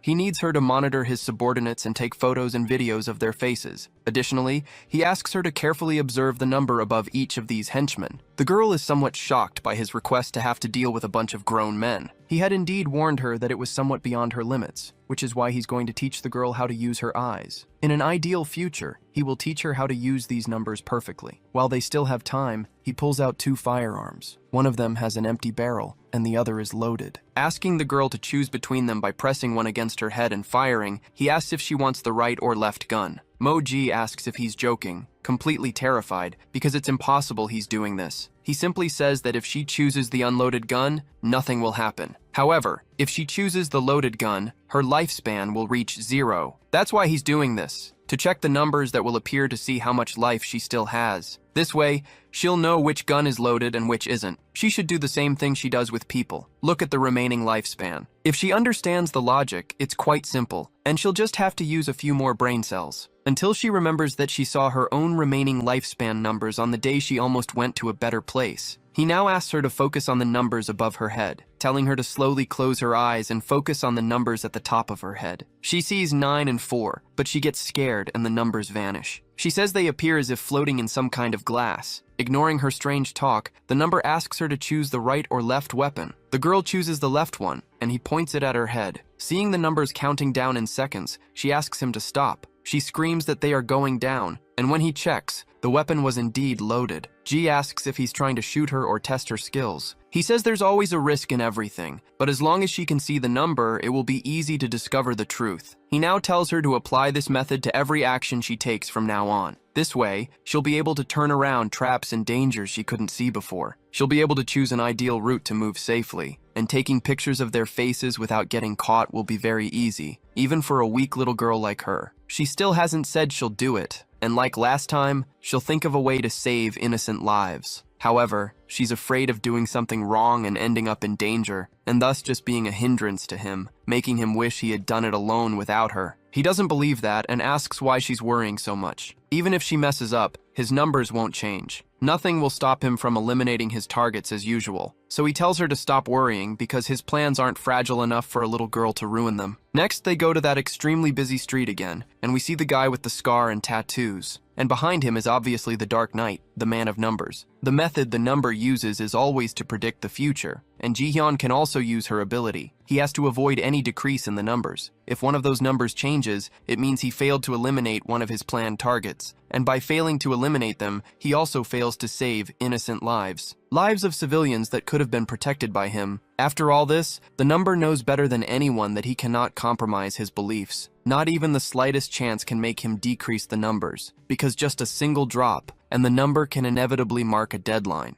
And it's at that moment, after a cat knocks over a can, the tattooed man spots him and slams into him. The two clash in an intense, aggressive knife fight. After he dodges a few blows, the tattooed man says he's a little better than expected. Then he asks who he is and who is coming after him this time. The comic book hero fan takes off his mask to say something to him. This encounter marks the second time the anti-hero has faced a deadline. Suddenly, the tattooed man and his thugs burst into the place, startling everyone, ordering his soldiers to violently force everyone out, in addition to telling them to send the manager out. So, as they beat people, the guys look for their manager, the one with white hair. His soldiers start searching with him for the manager who must be hiding. They all beat several men until they find a white-haired man. The battered man asks, "Who are they and why are they doing all this?" The man who looks like a yakuza performs a dental examination on him, but with a knife. On the floor, the manager begs him to spare his life and not send him to an early grave. The tattooed man finds him interesting and asks if he's begging the knife or him. The man cries, but there's no more time. He turns into nothing but a pile of ketchup. Very seriously, the tattooed yakuza says he did a good job and asks, "Who were these people?" For the man in the suit, it was nothing more than another job he didn't care about. Meanwhile, the little girl manages to take photos of 7 of his henchmen, collecting photos of these crazy people as if she were hunting Pokemon, imagining that these are the ones who haven't left the office yet, but they'll have to go home at some point. Entire days have passed since she started moving on her own, but she still hasn't had the chance to use her new ability. Although she tried to follow the ideal path, her numbers still haven't changed. But she understands that he said some things about taking risks, sometimes being important, thus making it easier to detect changes in the numbers. Meanwhile, the serial killer and the yakuza are locked in a brutal exchange. They unleash a barrage of strikes, yet neither can land a decisive blow because both are exceptionally skilled. The tattooed man has no doubt he's facing a professional. Of course, he's Batman.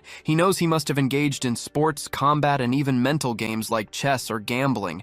Anything involving systems with winners and losers, he must understand. When to attack or defend, and even which vital points to strike. He wonders if there's anything nearby he can use to gain an advantage, whether to cut or strike, or to dodge or defend, all to be considered to gain an edge over his opponent. Yet, something doesn't feel right to him. It's practically impossible for him to have had the upper hand from the start of the fight. No matter how quickly he reacts, he's destined to always be one step behind his opponent's moves. But even so, he wonders why the gap between their blows seems to be shrinking. He feels as if his opponent is even a step ahead of him now. After all, Batman is always prepared. Instead of dodging after the tattooed man's attack, he seems to anticipate his movement and dodges even before he attacks. However, he starts to think this is madness. Little does he know the anti-hero has his Sharingan eye activated. What the number is doing is simple. If his number grows, it means he's on the right path. But if it reaches 0, it means he made a mistake. The only difference is that he applies his method to every action he takes, like a machine. While they need to use their eyes to observe the other numbers, they normally don't need to look at their own numbers, yet they are visible in their minds. The decisions they make lead to specific futures, and the numbers reflect their future. All these factors are processed in a few seconds in the emo superhero's brain. Therefore, the ideal path is created when a number cannot be changed. It is at this moment that he finally manages to land a blow on the tattooed man, finally injuring him and then delivering a slamming kick to the man's chest. This goes beyond the comprehension of an ordinary person, but the number developed this system, which proves in practice that it works as soon as he takes the man down to the ground. Knowing that the guy's name is Choi Chang-hyuk, number 33. After finishing this man, he will be able to save the lives of 33 innocents. It is then that the genius Albert Einstein understands that he is the number criminal. He starts to laugh because everything begins to make sense in his head, and the fact that he predicted the future. He then says that he is just like that albino person. This already gives our protagonist traumatic war memories from so much trauma. He gets a completely blank expression on his face, triggering his trauma. Meanwhile, the girl starts to flee from the man's tattooed henchmen, even getting cornered by them. They offer her a potato chip, saying it will be Mo Ji-hyun's last meal. Our protagonist, having war memories, grabs the man by the collar and demands he repeat what he said about the albino girl who could see numbers just like him. Then the Yakuza man begins to have a flashback of a very violent day, where this albino girl was pummeling a group of people. Staring at her, the tattooed man says he lost his job because of her, who arrived first and eliminated his targets. He then asked who she was, and if she was also there to do a job. She explains that she is there because all these men she dealt with beat up children on the street, used violence, and she thought he was part of that group until bizarrely asking if he is part of the group of good people. So he explains to our anti-hero that their case of having the same target happened in China. However, that was years ago, and he does not know exactly who the girl is. Taking advantage of the moment when the number is in shock upon learning this, the man slams him with a brick, a truly low blow. Even if he knew where the woman was, he would not say, then shoves him away. Our protagonist immediately becomes alert and notices the number above the man changing. He knows he strained his eyes too much in a short period of time, using it repeatedly. seeing the man plan his escape, and thinking about the fact that he met the albino woman who caused him trauma in China. He knows that now that he has escaped, he must be going to his home or his office. In the car, fleeing with his henchmen, he applies some bandages. They ask the boss if he is okay and who did this to him. The moment he says it was the number criminal, everyone is shocked. At that moment, he calls Jun Beom, the man in the suit he spoke with earlier. He tells him on the phone that they caught a rat who had been sneaking around and spying on them since the other day. At first, he was confused, wondering if she just seemed like a normal young girl, until he remembered that she is the daughter of the psychopath Mo Haeon Cheol, who disappeared along with Number. This makes perfect sense to the boss, who starts laughing and finds things interesting. He then says that he is being pursued by Number at this very moment, ordering his men to get into their usual positions and be prepared. Number goes after him, not intending to let him escape, and it has been years since he had a lead on the albino woman. The tattooed man says they should give Number, the serial killer, a proper welcome, who, after driving for a long time, arrives at their base without making a sound. As soon as he enters a room, he notices the girl being held by Jun Beom and the boss sitting in a chair. Seeing that he managed to reach them, he welcomes Number. He imagines she must be very special to him, as she is the only survivor he spared and brought along. He proposes a duel where the winner gets the girl, and he can leave without her, alive. But of course, if he refuses this offer, the girl will be gone. However, surprising everyone, he says he refuses, and the man can do whatever he wants, saying he doesn't care what happens to this girl, and in fact he's doing him a favor. The girl becomes very sad when she hears this, and they are confused. However, several of his henchmen appear at that moment. The Yakuza man says that if he lets fear take over, he will be lost, and he knows what to do, stating that the only way to survive his henchmen is by attacking them. But the men say that no matter his strength, he only has 2 arms, and they are a multitude. If each of them lands a hit, they can stab him at least 15 times. This is the agreement the henchmen make with the boss. Our protagonist tells him to refresh his memory in the meantime, as he has many questions for the man. Once he has remembered everything, and he has finished defeating them all, he says the boss will have to answer all his questions. Meanwhile, the tattooed man orders them to end the child's life. However, Mo Ji-hyun activates her ocular ability, remembering him talking about taking necessary risks and then saying he refused the boss's offer, saying they would even be doing him a favor. All of this pushed the girl to want to survive. The conversation where he said he would help her understand the difference between numbers and make choices that would prolong her life. Remembering everything he taught her, she wonders what she should choose in a situation like this. Meanwhile, the tattooed Yakuza man orders them to end Mo Ji-hyun's life. Ji becomes scared when our protagonist points a gun at her, and it looks like he's about to shoot. Her ocular ability activates. She wonders if she made the correct choice. After all, the number is large and she takes the shot, falling backward but surviving. He then starts firing other shots, and the Yakuza man wonders if he was bluffing when he picked up the gun. After that, a henchman strikes his hand, making him drop his firearm. But since our protagonist is prepared, he grabs a sharp weapon to strike this boss's henchman. Meanwhile, one of the other henchmen grabs our protagonist's weapon and prepares to fire, even taking a shot at the number. But nothing seems to happen to him. He only feels an impact. Meanwhile, he orders him to shoot again. Just then, the girl, still tied up, starts running away. At the same time, the protagonist attacks relentlessly and takes down several henchmen. He notices a girl escaping, and the boss orders Jin to go after her. As our protagonist scans the henchmen, he notices that 15 of them still remain. He comments that his Kevlar vest covers him from neck to thigh, which protects his main vital points. 2 individuals, whether they bear a number or not, cannot be eliminated by him. But just as he's thinking all this, the boss comes to attack him. Our anti-hero manages to block and then tries to attack him. He fails, and several henchmen already appear to help their boss. At this moment, the number increases to 16. He realizes it's a problematic gang. They don't retreat or fall with just a few cuts. Each of them charges at the number with everything they have, leaving him with no options. As they form a kind of barrier, the boss attacks to catch the man off guard. Again, he starts to feel that pain because of the eye he used too much. Then he takes a bat strike to the head from one of the henchmen, making him remember the albino girl telling him to give up because he was too weak. At this moment, he disarms one of the soldiers and ends his life. Counting, he says it was the 4th, and asks if the man has any last words or wishes. After he says nothing, he ends the life of another man while Moji is fleeing with everything she has. Seeing that through one of the doors her life timer remains the same, she knows she must go through the middle one. As soon as she enters it, the girl notices something on the wall, and the man pursuing her loses sight of her. Everything inside this room seems to slightly decrease her life, making her think she chose a path of no return. But two giant metallic doors keep her life timer high. However, no matter what she does, the remaining time doesn't exceed 3 minutes. Wondering what to do, she finds herself cornered. Meanwhile, the girl remembers the man saying that her number changed to 1 before she was eliminated. Somehow she still managed to change this and have the number reduced, and she remembers that moment when he went crazy because her presence means something very different to him. After she remembers all this, the henchman Jin enters the room she's in. The man in glasses expects her to be aware that he cannot spare her life after this. After all, this is what happens when a child like her gets involved with a bad man like him. And he also comments on the fact that she is also the daughter of another serial killer. At that moment, the girl pulls a fire extinguisher hose from the wall, spraying water in the henchman's face to make him stop chasing her. While she said none of this would have happened in her life if it weren't for people like him. Suddenly, the man notices an open fuse box behind him. Realizing she's trying to get him electrocuted by the fuse box, a huge puddle forms on the floor, and the fuse box short circuits until all the lights in the room go out due to this short in the electrical system. The man is relieved to have survived. That was a close call with electrocution. Realizing that for the first time,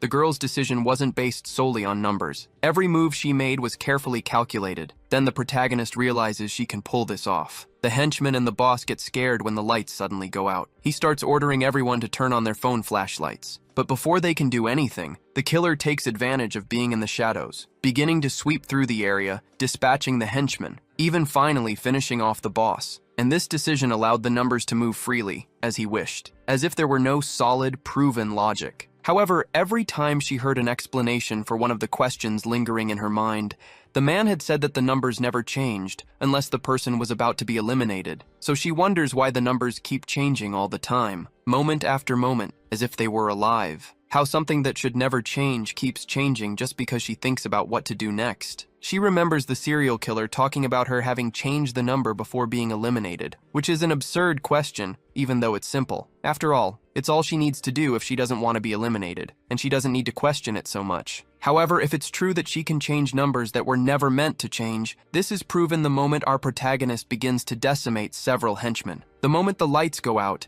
and he manages to use his eyes to pinpoint and strike them. So all this means he can also achieve future prediction through numbers, and intercept destiny because of it. Again, we see the protagonist striking them all down in the dark, because this decision allowed the number to move freely as he wished. The only thing she could do was buy more time for herself, thus prolonging her lifespan enough to shape the future the way she needs. And the number could also dispatch his enemies however he wished. Meanwhile, the number tears through the crime boss's henchmen, striking them down one by one through his special vision that allows him to execute all this in the dark. The moment the crime boss hears all his henchmen being cut down, he already feels he's next. Then he strikes him down, saying they should start from the beginning and try again. So he starts recording a tape and says the man's name, which is Choi Chang-hyuk, and the number of victims, 33. Holding him by his injured neck, he says that by eliminating him, he will be fulfilling someone else's wish. However, he will grant him the same right to a final wish, one that can be fulfilled by him, saying he can make a wish as long as it's within his power to grant it. He says this is his last chance to tell him everything he knows about the albino girl who also sees numbers. The girl overhears this conversation, and the boss wants to know what happens if his wish is to stay alive. Our protagonist says it's not possible, because if he survives, he will eventually end the lives of 33 innocents. This is why he must end the man's life, so that civilians can continue theirs normally. The man starts to laugh, finding it a joke, as he's never met anyone as ignorant as him in his life, telling our protagonist that it makes no sense at all, saying his men won't stop just because they suddenly stopped receiving orders from him. If one blade breaks, they simply replace it. Our protagonist says it's impossible to break all those blades,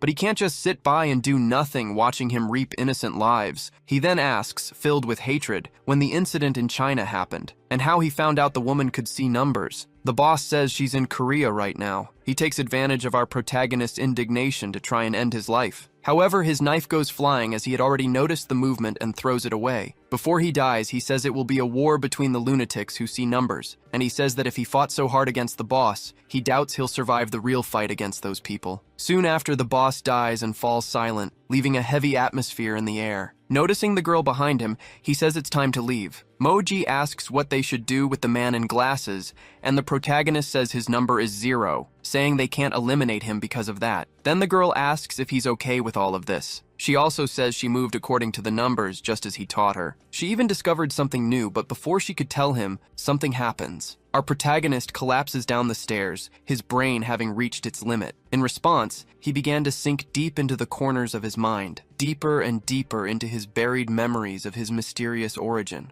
Remembering a day in the classroom when the albino girl appeared, excited by the appearance of a new classmate, the albino girl asked his real name. However, the protagonist told her he didn't have a name yet. It all began 19 years ago, before the number incident that ruined his life. He wonders when he had his first memory again. He remembers opening his eyes and trying to understand where he was, a memory that happened a long time ago. He has already forgotten, no matter how hard he tries to remember. He cannot recall anything before that day. An older woman was helping him, as he was collapsing on the street, freezing to death, asking if he would like to go with her and offering sincere help. He wonders if he took her hand that day or not. Somehow he found a book hidden under the table. It was a kind of comic book about a mysterious hero, which he immediately started reading. Several passages seemed to mirror his future life. At that moment, the albino girl appeared and asked if he was enjoying the book. She said she found a secret place where she discovered all these books. However, he couldn't tell the teacher, because she got into a lot of trouble the last time they found out. Our protagonist promised he wouldn't tell anyone, and then she asked how old he was, but he couldn't even remember how old he was at the time of that memory, telling her he was between 5 and 6 years old, and she also didn't know his name. The schoolwoman told him that it was normal for boys his age who had gone through trauma. The teachers would eventually give him a name along with the other students. The girl thinks she's the strange type ever since she started using the name she received at this orphanage. Anyway, he would probably be in class 1, which is on the first floor, and she was on the second floor and he could call her Nuna. So the boy asked what her name was, and she said it was So Ah. He asked if he could meet her again to read her comics. So Ah said he could,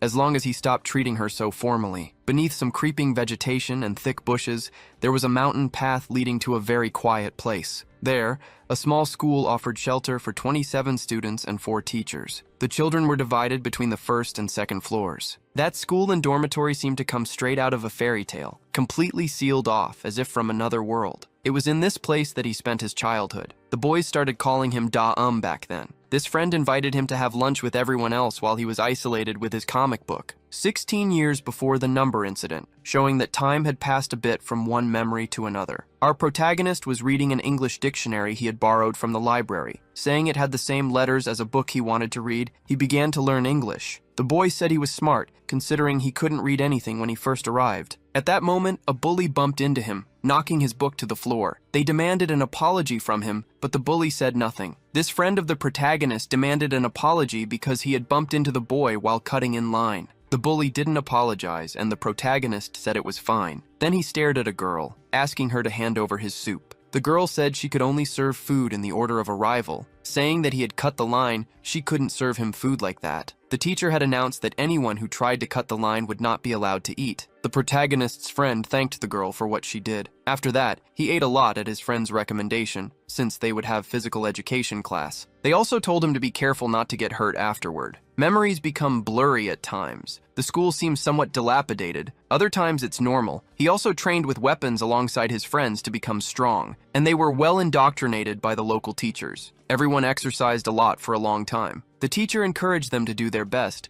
and the protagonist started to grow strong during that period, training to become a ninja in the future, obviously. They trained very hard, fought fiercely among themselves, and even used knives. They were also advised not to leave the school. The children engaged in earnest brawls, choking each other, and more. They said that the people on the outside were very immature and idiotic, and that these people wouldn't understand the mission of those children there. They said they couldn't be tempted by the outside world and its ignorant people. The Class 1 teacher understood how difficult and painful their lives were before they arrived at the school. The pain each of them suffered was slightly different. However, the suffering they felt was not their fault. War, poverty, and the survival of the fittest. That's why the world is in ruins. Blinded by greed, people don't even realize they are marching towards destruction. This is precisely why the Great Mother Charlotte built this orphanage. While they trained their shots, they also heard about the word of this goddess mother. The goddess mother said that even if they abandoned themselves, she would embrace all fools and lead them to the future. All evildoers and heretics who tried to prevent this would be dealt with by her apostles and disciples. All students with shining eyes and strange features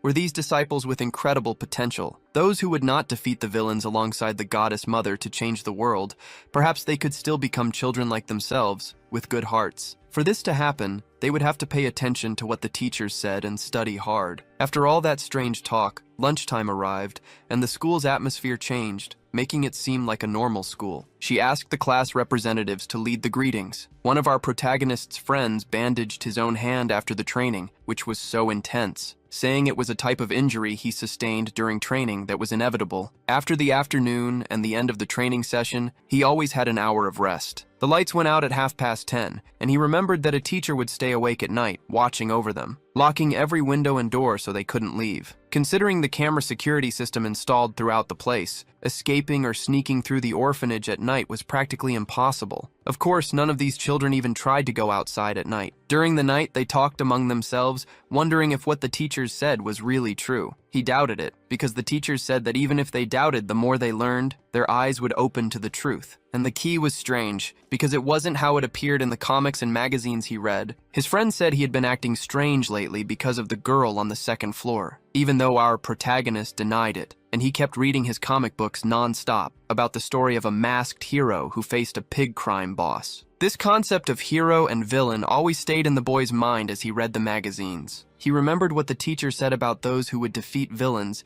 to help the mother goddess change the world. At that moment, the white-haired girl took the books from his hand. Our protagonist asked what Nuna was doing. Just then, the school owner appeared, saying she had left her suitcase behind. That's when he understood why his friend had hidden the books and pretended they were studying. The woman's only advice was not to skip dinner to study, but she was happy to see them there. The girl was annoyed with him because he almost got caught again for being too immersed in his books. Another year passed in that orphanage, bringing him to 15 years old before the number incident. Again, his friend was scolding him because he should be more attentive and almost got caught again. And that would make it even harder for them to go outside. After all, it was very difficult for her to steal these things secretly and not get caught. He asked if she could take him along the next time she went outside. Nuna didn't mind him coming along. She just wanted to understand why this sudden change. Our protagonist wanted to see what was in this place with all those piles of books besides the comics. He didn't just want to keep hearing from the teachers. He wanted to go check out the outside world for himself. When his friend heard what he said about seeing the world for himself, she considered going that very day. She did some calculations and said they could go that same night. Seeing his reaction, she asked why he was backing out if he was the one who wanted this. Nuna said the conditions for that day were good, and after that, they would have to wait 9 more days. After she asked if he wanted to go,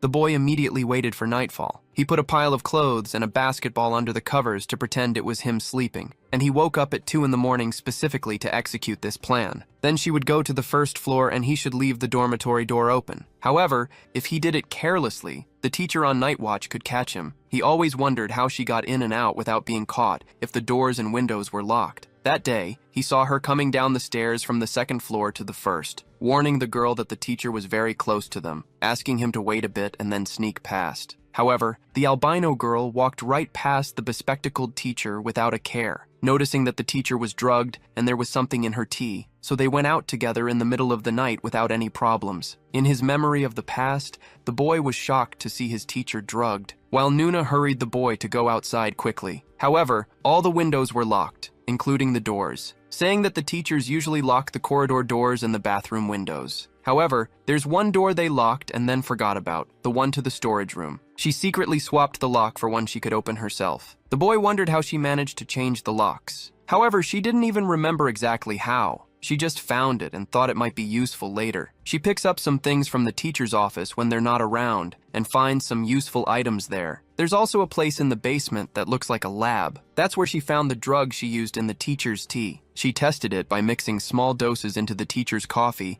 and the social studies teacher was the most careless. So it had to be when she was on night duty, coinciding with the full moon, which would only be on Monday and Tuesday. If it wasn't on that day, they would have to wait a long time to do it again. While all this explanation was happening, the boy got a little upset and told Nuna to wait, asking if it was right to do this because the teacher could get seriously hurt. The girl said she had tested it a few times and the teacher would be fine. She probably wouldn't even remember what happened the next day. Then she told him to be careful when jumping because the height there was greater than it seemed. When they reached a certain spot, they stopped moving because of the security cameras. After all, they all rotate to cover the area, so they needed to move at the moment when none of the cameras were covering the area. Now he asks if it's time, because they're looking the other way, and the girl asks to wait longer. Then she explains the order in which the cameras cover the locations and how many seconds they stay there. It's a boring, nerdy explanation that doesn't matter. She explains that the next blind spot will occur in many seconds when the cameras are no longer pointing their way, saying they should wait for about 3 minutes until that happens. Our protagonist asks how many times she went back and forth to figure out this entire camera pattern. She says it was about 600 times, but the point is, she didn't calculate it. She can just see it somehow. She says she's been wandering the school since she was a child,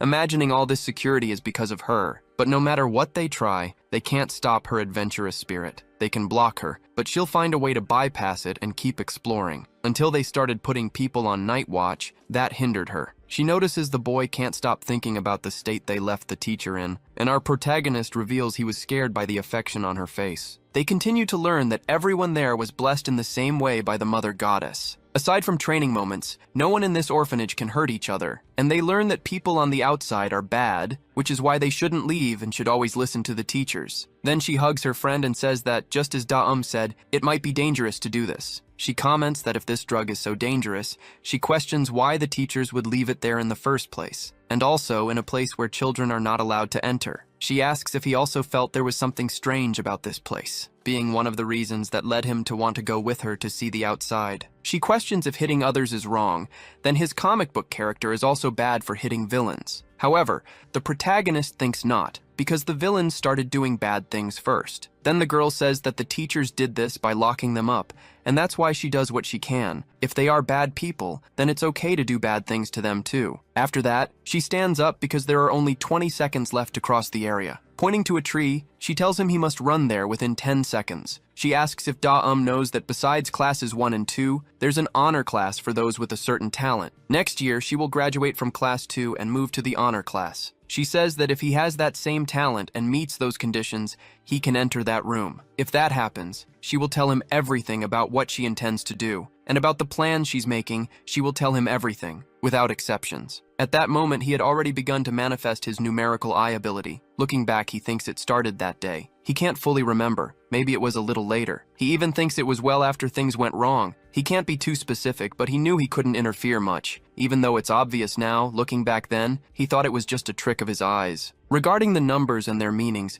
he started noticing them clearly 1 year after the manifestation, reaching the date 14 years before the number incident that is happening now. Then the owner of the place appears to say that it's been half a year since they arrived in class 2. That's why I'm going to have a counseling session for the first time in a long time with the science teacher. As she calls out the students' names, they go to the counseling room. First, they call number 1, the protagonist's friend Han Gayol, who was admitted there 7 years ago. He has a high ranking because he's good at training, shooting, and academics. The science teacher says that among his peers, he proved to be the most motivated. Han Gayol said he did all of this because he wanted to be special. He always wanted to enter the honor class and graduate with one of the highest rankings, thus being able to work directly alongside the mother goddess. And now he understands that if it weren't for his teachers and friends, he wouldn't know he is so precious and special. He would have been ignored and mistreated by his father, eventually withering and losing his purpose. Meanwhile, another girl is accused of lacking motivation because it's her 5th year since her admission. Among her peers, she is at the top in many aspects, but deep down, when it comes to training, asking if she is afraid to hurt others and punish evil in the name of the mother goddess. The girl said that's not it. She just prefers to study hard and be useful, and she understands that compared to her other peers, she is weak. Then it's Kang Chang's turn, who is in his 6th year of admission. He has a terrible academic brain, but he compensates in training, asking if he has any body problems, and if he has burning eyes or constant headaches. Meanwhile, the science teacher removes the premonition symptoms from his eyes. Right away, our protagonist says he frequently feels all of that and is also in his 6th year of admission. He said these sensations started about a year ago. His professor wished he had mentioned it sooner. He also asked if he had ever seen anything like numbers. At that exact moment, our protagonist saw the number 11 above the man's head. He remembered what his friend said about students with special talents going to the honor class. She said the requirements were very strict and few people would go there. The boy wasn't sure if it was a number, but it looked like a moving heat wave. The professor immediately filled out the boy's form, noting that he was experiencing premonition symptoms. After finishing the questions, he noticed the boy was the last in line. So he told him to go back to the classroom and bring some children for him to examine. He asked him to take the other students to the science lab in the basement. The professor said that year's harvest was good. He then took all the students who had gone before him to this lab. The top student in the class didn't even know there was such an underground corridor, and the girl smelled a foul odor. When the bully asked, our protagonist said the location was to the right. He saw the number 2 above the men's heads and the number 1 above the girl's head. It had been a year since he started seeing the numbers without knowing their meaning. At this point, he could freely control when the numbers appeared and disappeared from his sight. The reason he had hidden it on purpose was after seeing the professor's alarming reaction. He thought merely saying he had seen something would be enough to get into the honor class. However, he realized too late what was truly happening there. He saw his science professor with a tied-up man covered in tomato sauce. He told the students that there were always bad people like these around, desperate to find something they could take for themselves, sneaking through the forest to secretly film their orphanage. That's why this professor always tells them to be careful when moving outside the building. He asked everyone there who would start and placed a gun on the table. The insane professor said the first person to shoot would be immediately accepted into the honor class. He said that at such a close distance,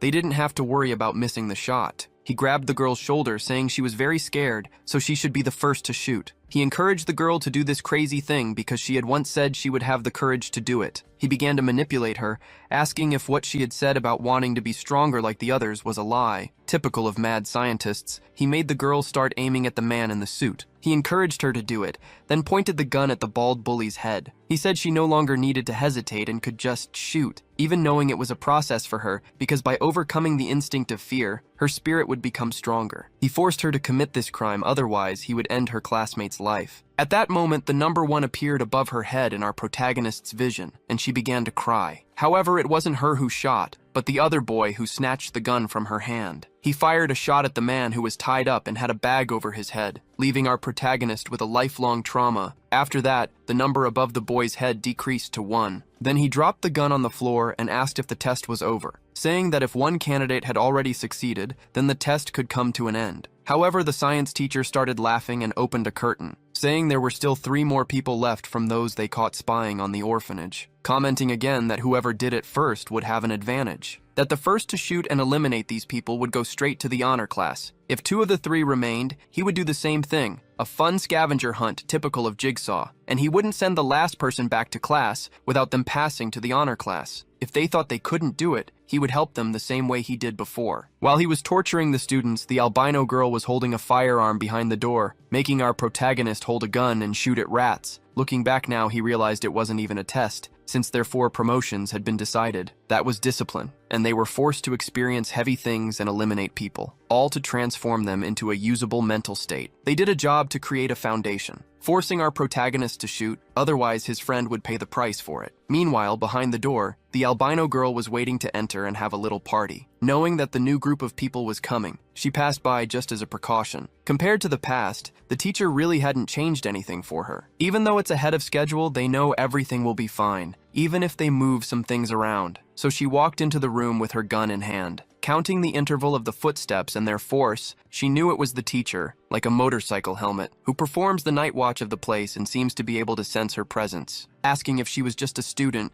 and what floor and class she was from, knowing she must be the one who stole the training pistol and swapped it for a fake. She began to aim at the man, not even in his shadow. However, he turned off the lights and activated the emergency ones, and he ran past very quickly, making her fire desperately. The shot slammed into the glass, and the science teacher realized someone was there. Furthermore, the shots pierced the man's helmet, but he used the helmet as a decoy and wasn't actually hit, revealing his face and drawing his firearm against her. However, just as he was about to shoot, the science teacher opened the door to assess the situation. The girl got cover from the door, and the man accidentally fired. The bullets were darts that almost hit the teacher. Then he asked why the teacher was without his helmet and doing all this. He found a white strand of the albino girl's hair and said it was nothing serious, and asks how the new class's promotion ceremony is going. In response, the science teacher says everything is great, they just finished the approval process. With all the students exhausted and traumatized for life, our protagonist can't clearly remember how he got back to the dorm. Something between vision and reason made him feel as if there was a white film over the entire scene. After they returned, for about a week, no one said anything, and the numbers he saw above each other's heads began to disappear one by one. After that,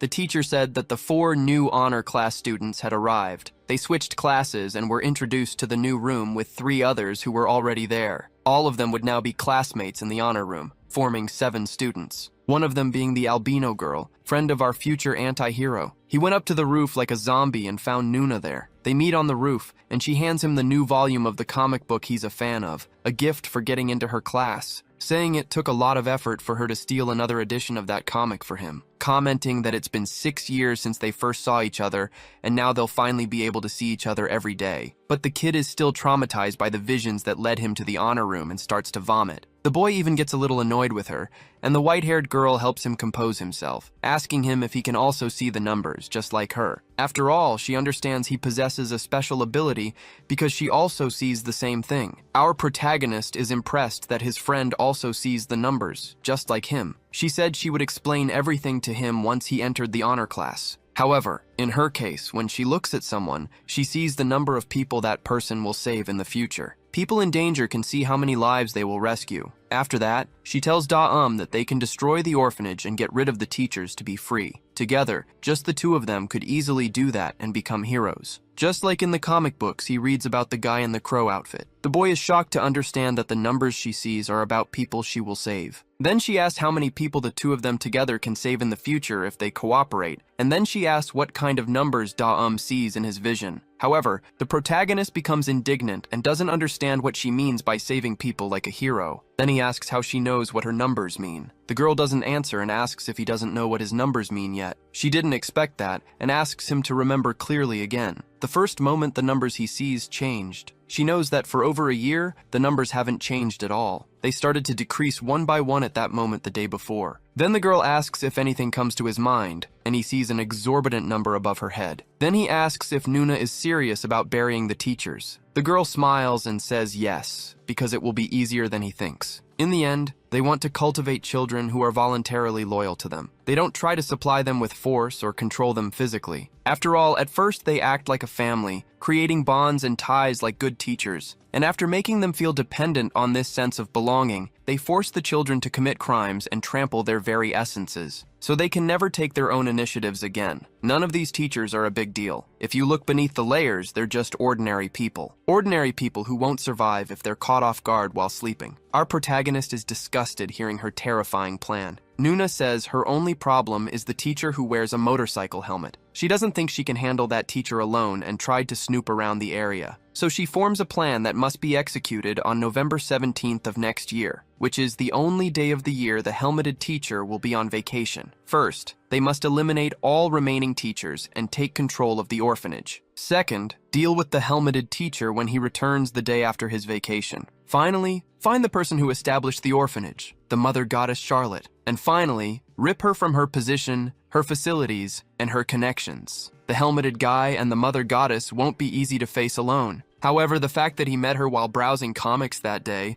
and the fact that they possess special superpowers, is a matter of destiny. That's why she extended her hand to him, asking him to join her in this plan, so they could defeat the villains and become heroes together, a beautiful and healthy romance story. The boy remained thoughtful on the floor for a long time. Then he asked if that was why she had asked him to go to the honor class. After all, during the promotion ceremony, she wanted him to see how bad the teachers truly are, and at the same time take someone's life, because now he would be capable of doing the same to the teachers, alongside her. Actually, she says that wasn't her true intention. However, by being in the honor class, he can learn more about his eye superpowers. The teachers want them to acquire individuality, even if they don't have expectations for the honor class students. But if a student with an ability appears, it's like they've won the lottery. Our protagonist asks if his friend also had to eliminate someone from her ceremony. He can't get out of his head the things he learned, which were ways to hurt and end people's lives. For him, it was just knowledge to achieve a high ranking and avoid getting scolded by the teachers at school. Our protagonist thought they were just things he had to know and never thought of using them in practice. He imagines it's the same for the other students who always pretended to be rebels,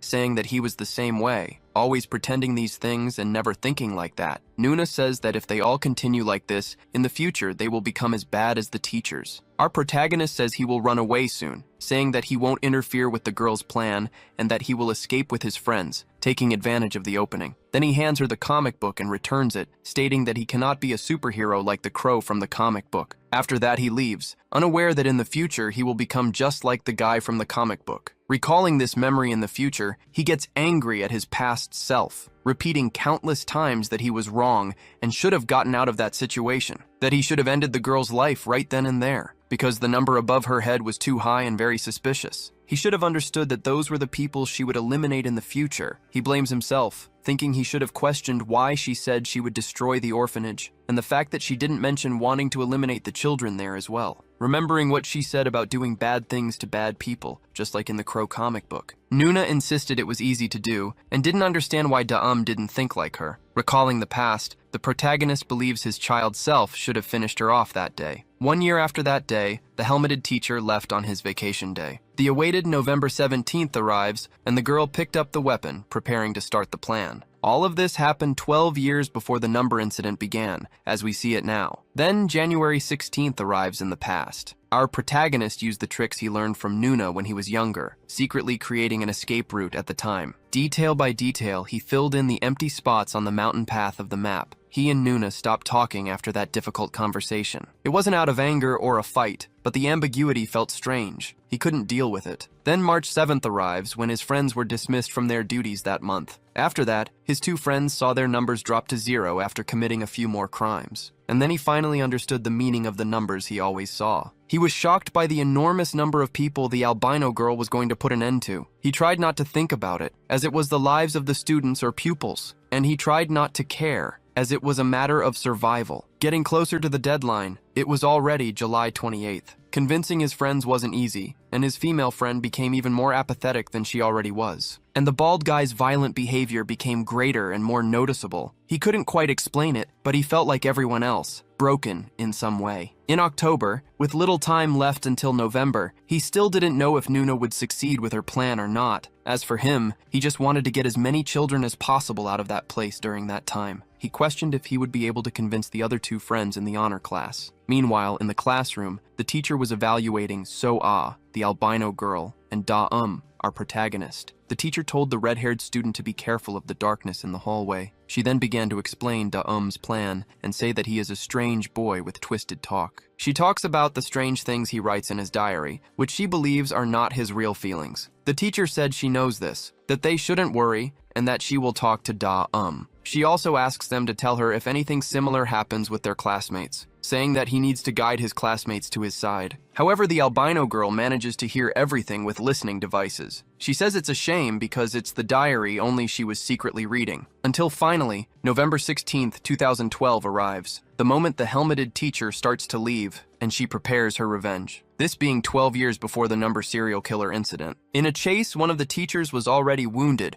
running after the girl with a gun in her hand, firing at Nuna, who didn't even need to move to dodge. She asks the teacher what was wrong, telling her she should have eliminated her. Entering the woman's mind, she says there's no way a pistol at that distance wouldn't hit her. The teacher screamed that she wouldn't get away with it. Mocking the teacher, she begins to teach the correct way to shoot, using both hands and pressing the trigger, saying it slow, as if inserting a needle. At that moment, she fires a shot into her teacher, and the number count decreases, indicating she eliminated the woman. Her science teacher says she learned very well and also begins to fire his firearm at her, commenting that he taught the albino girl how to use weapons very well. However, the girl manages to take cover behind a door, avoiding the shots, counting all the shots he fired until he would run out of ammunition. As soon as he runs out of ammunition and tries to reload, the girl throws a lab coat over him, obstructing his vision and lunging at the long-haired teacher. She remembers telling Da that in the future, they could save many people together, but that could only happen by eliminating the teachers first. Again, her number count decreases as she eliminates this teacher. Our protagonist hears the gunshots upstairs and realizes her plan has begun, encouraging his friend to escape through the bedroom window while this happens. The next moment, the white-haired girl is pointing a gun at the chubby teacher. The teacher reveals that she has been arrogant from the beginning until now. She thought a moderate amount of rebellion could be useful, which is why she allowed her to be that way. But in the end, she only betrayed the teacher, not understanding the grace behind her upbringing. Nuna says she's doing well not to admit her mistakes, even at the very end. She shouldn't abandon everything as if she has achieved enlightenment. As a villain, she should cry and fight in a shameful and horrible way until the end of her life. Smiling, the girl asks for a bit of this chaos and catharsis. However, someone appears and puts a knife to her neck to stop her. A student wearing black clothes tries to prevent her from carrying out her revenge. The teacher apologizes that she isn't the only one who can see the numbers in this term. Another person appears, pointing a gun at her,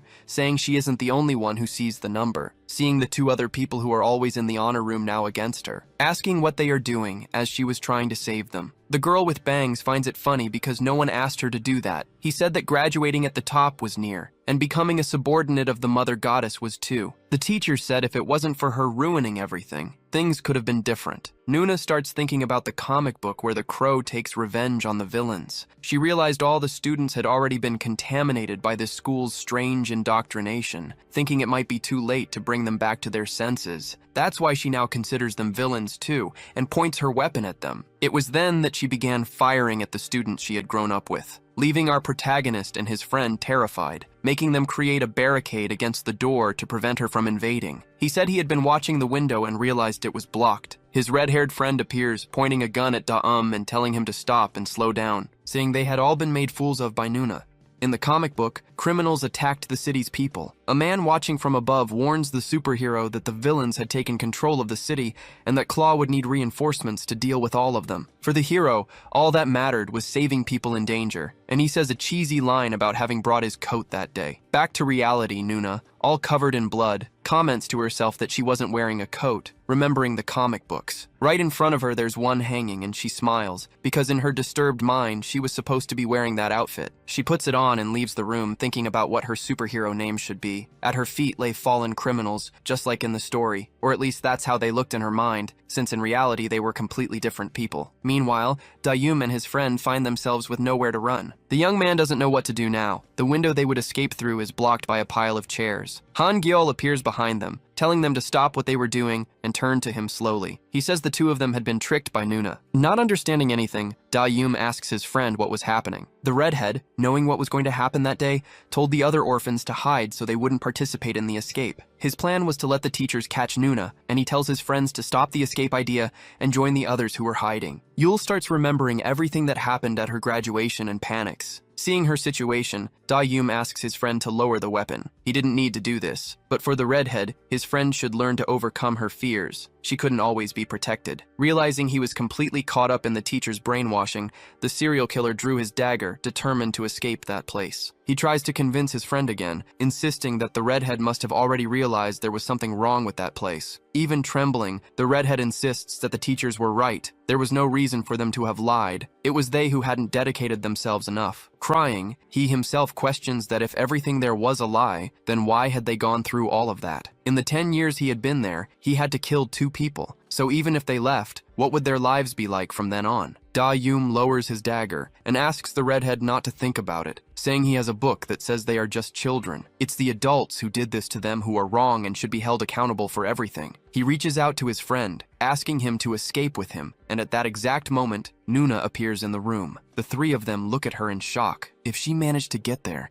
it meant Han Gyeol's plan had failed. Looking at the redhead, she says distractedly that he was the one who had exposed Da-Yum's plan to the teachers. Once again in the comic books, Claw's partner reveals he had discovered who the criminals were. They were all students, trained since childhood by the mentor, a villain they had defeated 10 years ago. The children were trained in isolation from the world and didn't know the difference between right and wrong. Now they had become criminals who hurt people to get revenge for their master. sister. Almost struck by one of these villains, the hero's partner confesses that it was his fault, that he should have finished them all when he had the chance years ago. Returning to Nuna, she asks Dayum to step back, as she was going to save him. The boy is in shock. As if it were nothing, with just one shot, she took down the friend he wanted so badly to save. But it didn't stop there. She wouldn't let Yule leave alive either. As she prepared for another shot, Gangchan appeared armed near the door, ready to attack. Despite the element of surprise, he didn't stand a chance against the girl. In her mind, people would be grateful for everything she had done, just like in the comic books she read. In reality, Dayum felt terrible. There wasn't a shred of gratitude in his eyes for what she had done. In another room, more students were trying to escape through the windows, destroying the padlock that locked them in the orphanage. Nuna appears there too, ready to finish off everyone present. Before she could do what she planned, Da-Yum pushed her to stop her. The shot she fired hit a window, which shattered,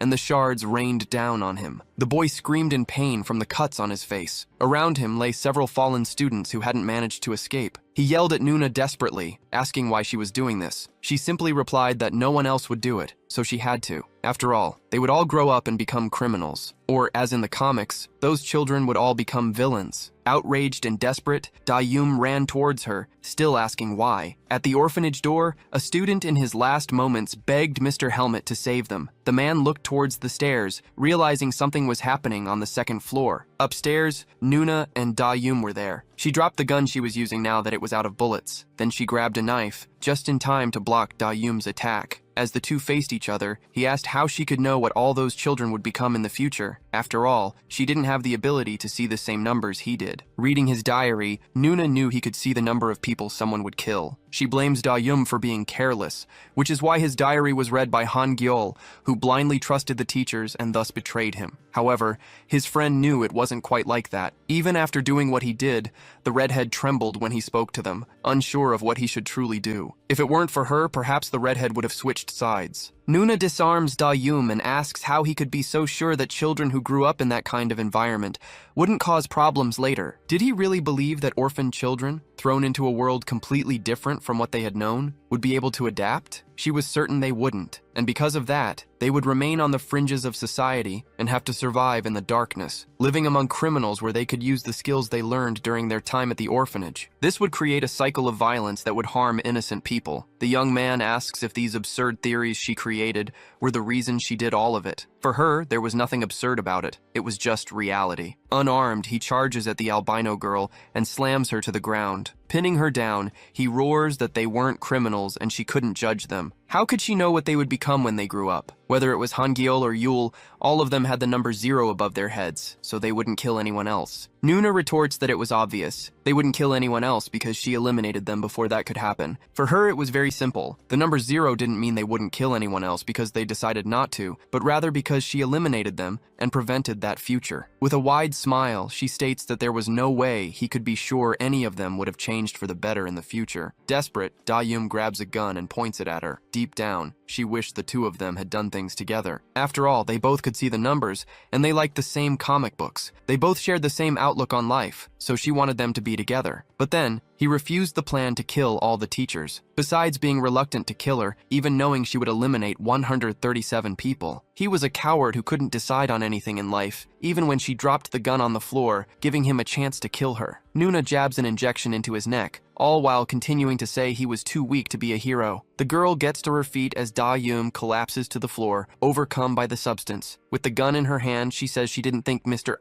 Helmet would return so soon, and asks if he had managed to celebrate his daughter's birthday, showing that the man was actually Haeon Chehyol Mo, meaning Jihyun Mo's father. With a serious expression, he asks, even though he's certain if she was responsible for it. The girl simply smiles in response, and the two open fire on each other. Later, Dayum wakes up and realizes he was alone in the room, and his dagger was broken. He was the only survivor. The boy walks alone through the orphanage corridors until his legs give out and he collapses to the floor. Then he sees Han Gyeol asking if he was okay. With a smile and no injuries, he says he's fine and calls his friend to lunch. Life at the orphanage seemed completely normal. The redhead asked about the book his friend was reading. Dayum says he picked up the book because the cover was interesting. The story was about a train with broken brakes. The train was heading towards 5 people tied to the tracks, but if someone pulled a lever, it would change course. However, by doing so, the train would head towards another person tied to the tracks. So, he asks what choice his friend would make in such a situation. Han Gyeol confesses he wouldn't know what to do and asks what his friend would do. For him, it was better to lose only one person than 5. After a moment of silence, the redhead questions if that was the choice he would make, asking why he hadn't finished off Nuna to save all of them. His image turns bloody as he continues, saying that Da Yum was the only one who knew the meaning of the numbers. What was at stake was not just the lives of 5 people, but 137, and even so, he had done nothing. Da Yum shouts desperately that the redhead didn't understand, that he had no idea Nuna would really kill his friend and everyone in the orphanage. Han Gyeol asks if he would have let her do what she wanted if his friends were spared, calling him selfish. Behind him, Nuna appears, saying he should have done something. Just as it had happened on their graduation day, he should have made up his mind. The boy runs, hearing that if he had made a decision, he would have realized that a life would have to be sacrificed one way or another. If he hadn't run from reality, he would have realized that the best choice was to have eliminated the science teacher when he was off guard. Sitting at a table, Da Yum asks how she could make decisions without even hesitating, while he didn't trust himself to make the right decision. Did the people tied to the tracks deserve to live? Could they make the world a better place? He didn't feel he had the right to make that kind of decision. It didn't make sense. Then he remembered the teacher's words about them being the chosen ones who would fight villains under the godmother's guidance, and what Nuna had said earlier, that they had all become criminals. Crying, he understood that none of them had rethought these beliefs. In the end, they were all the same, seeing themselves as righteous while everyone else was evil. They sacrificed people based on their own ideas of justice, while perhaps none of them were truly evil. Da Yum confessed that he now understood everything, that he should have eliminated Nuna before she killed his friends. Only then could he reach the true number above their heads. Would they have changed for the better, or would it reveal they would become murderers? Nuna questioned what he would have done if their numbers revealed they wouldn't become good people. Would he have the courage to eliminate them? No, because he was too weak. The boy decided he would no longer hesitate. There would be no exceptions, and he would leave behind his silly ideas about the world. Unlike all of them, he had decided he would be impartial. Every life would hold the same weight. He wouldn't do it out of heroism, but as an execution based on reason. With the decision made, he advanced towards Nuna, determined to slice her throat with the dagger. Da Yum would prove that those numbers didn't diminish, that they were established by clear rules and principles. If Nuna were still alive somewhere, there was something he wanted to ask her before eliminating her. He wanted to know how many lives he would save during his lifetime. He needed to find the answer to hear the voices. Back in the present, he woke up in the car with Ji-hyun-mo beside him. The girl, who was enjoying a snack, was startled by him suddenly sitting up. Sweating, he wanted to know where they were. Irritated, Da Yum questioned who gave her permission to eat the treats he had hidden. As he started to ask how much she had eaten, a searing pain struck his head, making him fall back onto the bed. Worried,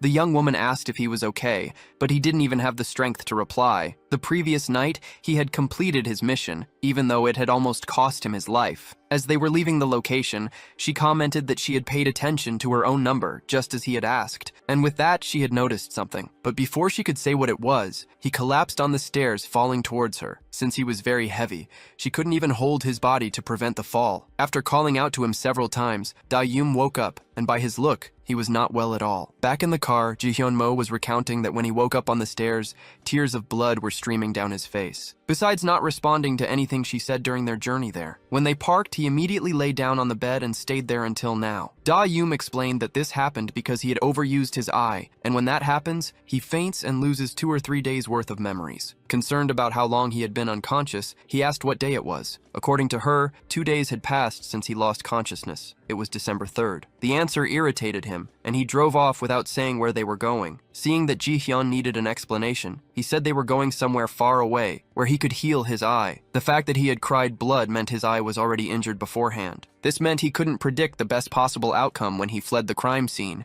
as he usually did. He might have left something behind that would serve as evidence. However small, it could become a clue for the police to find them. It was a miracle they had stayed so close to the crime scene for 2 days without being discovered. Ji-hyun recalled that she had been worried about watching their numbers as they escaped. That didn't seem important to him, as what she saw was people's lifespans, and that wouldn't decrease if someone was arrested. The girl didn't understand why he had trained her if it was all for nothing. Annoyed, Daeum wasn't trying to blame her. What had happened was his fault. For the past 40 days, he had used his eye relentlessly to try and predict the best possible future. He knew that soon he would overload what his eye could do. The girl asked if he did it because of that silver-haired woman, since he knew what would happen if he overused his power. She tried to remember the woman's name and started saying variations of Nuna out loud because she couldn't recall the name properly. With that, Daeum slammed on the brakes, making the girl hit her head on the car's dashboard. He wanted to know how she had found out the woman's name. She confessed that she wasn't trying to invade his privacy or anything like that, but when he passed out, he kept muttering the woman's name the whole time. Even if she didn't want to pay attention, he kept mumbling her name. Perhaps embarrassed, he asked her to stop talking about it. With an awkward atmosphere in the car, Jihyun asked if he was angry with her, and he denied it. The girl wasn't trying to provoke him, but she thought it was time for him to tell the truth. Why he did what he did, and what shaped him into such a person. Elsewhere, a police officer was conducting an interrogation, asking the person in front of him not to lie. A little earlier, he had arrived at the police station with 2 other officers. The uniformed man introduced himself to the Homicide Division officer as Director Hyun Guk Kang. The interrogating officer was Samuel Guan from the Anti-Corruption Division, and the woman was Lieutenant Ju Seol. Park from Homicide didn't understand how someone from the Anti-Corruption Department would help catch a serial killer. He had been chosen by the director himself, who explained that the guy was very talented. Park hadn't liked Samuel's gaze from the start, even though he treated his colleagues well and sometimes even slacked off at work. But depending on the situation, like the interrogation, he would change completely. Even while smiling, Park could tell his eyes were filled with hatred. Flipping through a notebook, the officer said that the interrogated person had been very specific and given them more than enough information about what had happened. He still had some questions to ask. Only 3 people had survived the incident, including Junbyum Go, who was being interrogated. Since there were over 20 victims, there was no way Number could have done all that alone. And why had only those 3 left there alive? As the interrogated man claimed not to know, red numbers floated above his head, meaning Samuel also had special abilities. Rephrasing his statement, the officer questioned how there were 18 of them as targets of the serial killer. Almost all of his victims were ex-convicts. They were all violent criminals, often on parole. In any case, the worse the crimes, the higher the chance they became targets. Without showing any emotion, Go wanted to know what the officer was trying to get at with those questions. According to Samuel's research, based on club records, whenever someone was assaulted or disappeared in that place, some employees were interrogated and even became suspects. Go worked for a security company that had bought 3 clubs from an acquaintance. All of this seemed to cover up something bigger, and the officer questioned if this had any relation to the Number incident. The interrogated man seriously stated that he saw no connection to it. All accusations against the company had been withdrawn. Meanwhile, his number decreased by 1. He provoked, asking if the officer thought they were hiding a gang and that it was all just false accusations. Once again, the number decreased by 1, and with his eyes glowing red, Samuel asked where the accused's phone was. Go argued that he had already handed it over, but the interrogator knew that wasn't the phone the guy actually used. From another room, Park pointed out that the guy's boss had received a call from him right after he had been attacked by Number. Even so, the accused insisted on denying that he had another hidden cell phone. Seeing the number drop again, Samuel asks Mr. Choi if the accused's boss always called that same number. Go retorts that they have no proof of that, and that he isn't there as a suspect for anything, but as a survivor of the incident. If they continued to ask unrelated questions, he would plead the Fifth Amendment until they proved they had something concrete against him. The officer wasn't deterred, revealing that even without this case, they had more than enough to investigate the man. Annoyed, Go slammed his hand on the table, telling them to investigate all they wanted, but they should do so by following protocols. If they wanted to detain him, they would have to speak with his lawyer, who he would represent himself. Later, Jusiol offers her colleague a coffee, commenting that these guys have been getting away with charges for years. If they had bribed the local police, there was no point in them dispatching the team that came with them. Samuel was already used to things working this way. Even with special powers, it hardly made a difference. It was like playing mafia. Even if he pointed at someone, convincing people he was right was difficult. His powers were only useful if he followed society's rules and got the system on his side. Regardless, it was still frustrating to have to release people he knew were criminals. Now free, Go was at a port talking on the phone about securing a cryptocurrency wallet. The guy he was talking to wanted to know why he hadn't snitched on the girl and let them escape. But the criminal had no intention of making them face justice. He explained that a woman with special powers was in contact with their boss. They would carefully plan their revenge, so it would turn out exactly as they wanted. The police had been doing a horrible job for over 2 months, so there was no way to trust the work of those pigs. Suddenly, the guy he was talking to stopped responding. Something had happened to him, and from what Go said, his other allies had disappeared too, plus his ride was taking longer than expected to show up. Behind him, a man tries to strangle him with a line. He asks who was attacking him, Samuel repeats his statement about the police being useless and not doing a good job, and that he fully agreed with it. The police were unreliable, always talking about criminals' rights without actually arresting these people. He would free go from his suffering. Without using weapons or knives, he would take his time eliminating the criminal. Before he could finish, a wave hit the shipyard, giving Go a chance to cut the wire that was strangling him. He attacks the officer with a knife to fend him off and flees, running through the shipyard. Samuel picks up the phone of the guy who fell to the ground, complaining that she will punish him for this. Meanwhile, Go keeps running, trying to escape, and soon realizes someone is coming after him. It was surreal that the officer had found him so quickly, and he didn't seem in a hurry to catch his prey. Jusiel, who was also part of the chase, manages to immobilize the criminal, who thought his only pursuer was Samuel. She complains that if her partner wanted to vent his anger on these guys, he should at least stay alert so they wouldn't escape. He didn't seem worried about it, as he knew she was always there to clean up the mess. Go writhed in the girl's grip. How could she have so much strength? As if it were nothing, the officer asks if the criminal wanted to live. He could let him go. After all, everyone deserves a second chance. The crimes he and his gang committed were nefarious. They made contracts to assassinate people, pulled off cryptocurrency scams, and much more. Was he truly sorry for all of it? Desperate, Go says he regrets everything he did and would even confess his crimes. Now his number had decreased even further. Watching, Samuel signals his partner to eliminate the criminal, who kept saying he would apologize to all the victims who suffered from what he had done. A little later, drums are thrown into the sea, probably containing something that shouldn't be discovered. The partners comment on their favorite lollipop flavors, watching the sea. Samuel was curious about the woman Go was trying to contact. The answer to that could be on the criminal's phone. He says he thought it would be harder to hide Ji-hyun from the police,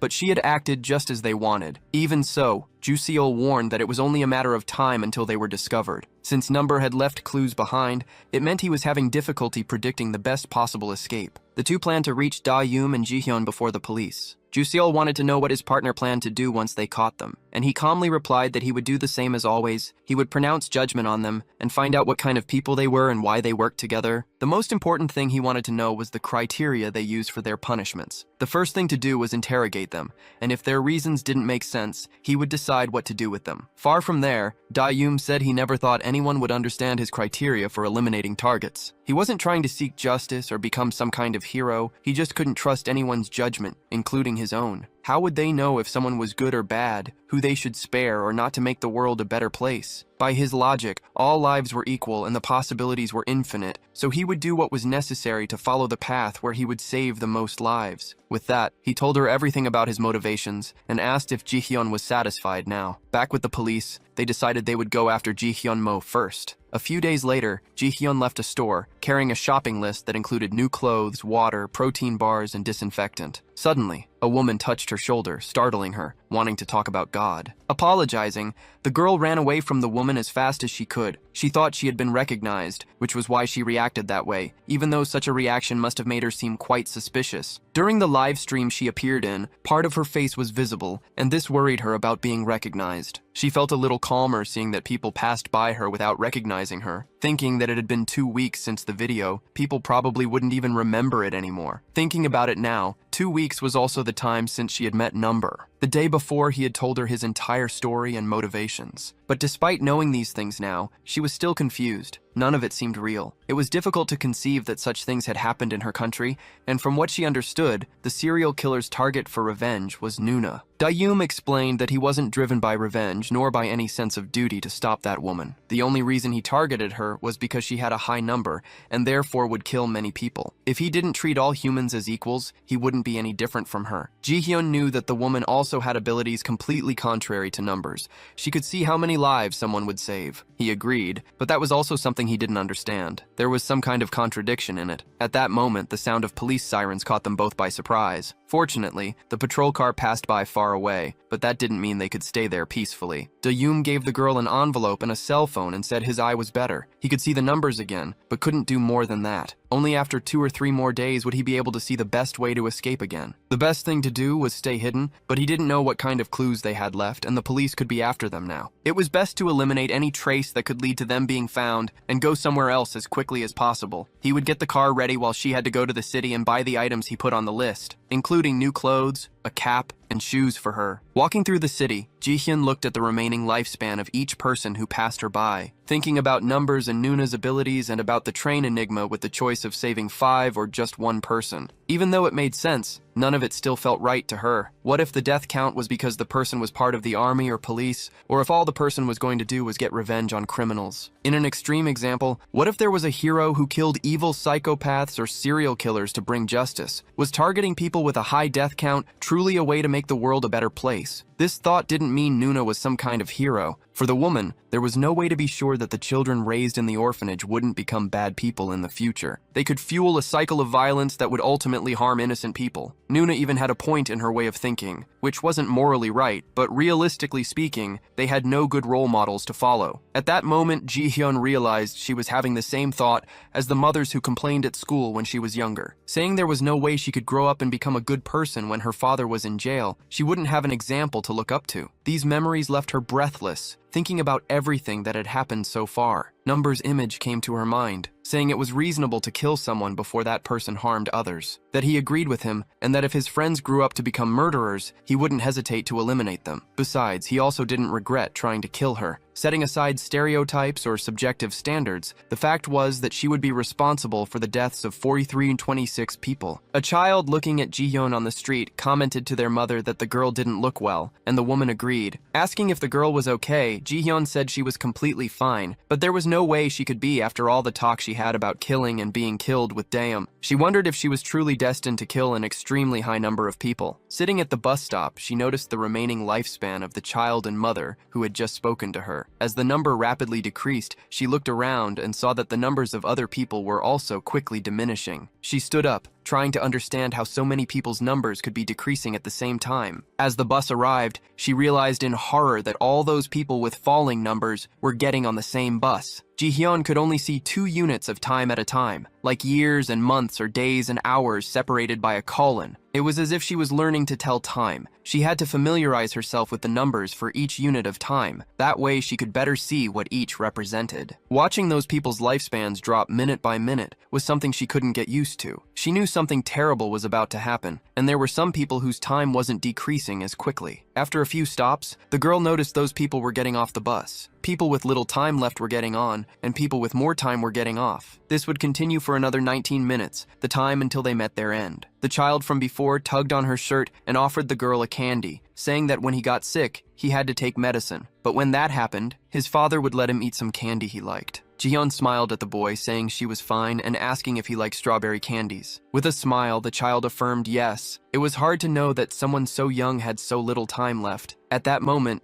Daeum called her, wanting to know what she was doing. Not knowing what to do, she asked him to help her, telling him which bus she was on, and that there were only 17 minutes until something happened. Based on the time until the bus reached its destination, something would happen in 5 stops. He asked if she had any idea what could happen, but it just looked like a normal bus. The girl wanted him to try to predict where the incident would happen, while she tried to find a way to get people off before then. To find out what could trigger the incident, Number asked her for photos of the passengers and the driver to check how many people he could kill. When she heard him ask for photos of the driver, she realized that causing an accident counted towards someone's death toll. To Daeum, this was obvious. Transportation could also be considered a type of weapon. Causing an accident would be the same as stabbing someone. Even so, she didn't think a collision would be the same as a murder. Number explained that the motive was irrelevant. The fact was that whether intended or not, if it resulted in deaths, it would count. Another thing is, if she really wanted to save those people, she'd better pray that one of them was the criminal. Thinking about earthquakes, collapses, or multiple collisions, if it were a natural disaster, one person couldn't take the blame for everything. In that case, no one would have deaths added to their count. But if there was only one person responsible, killing them would save all the others. Looking at the photos, it didn't seem like any of the people on the bus would be responsible for what was about to happen. Ji-hyun was growing more desperate, hearing that once someone's lifespan or the number of deaths was determined, that number wouldn't change. Dom was heading to where the accident was supposed to happen, and she had to prepare for 3 possible scenarios. He might find the culprit near the accident site, or there might be a culprit they couldn't find in time. And the last thing that could happen was there being no culprit,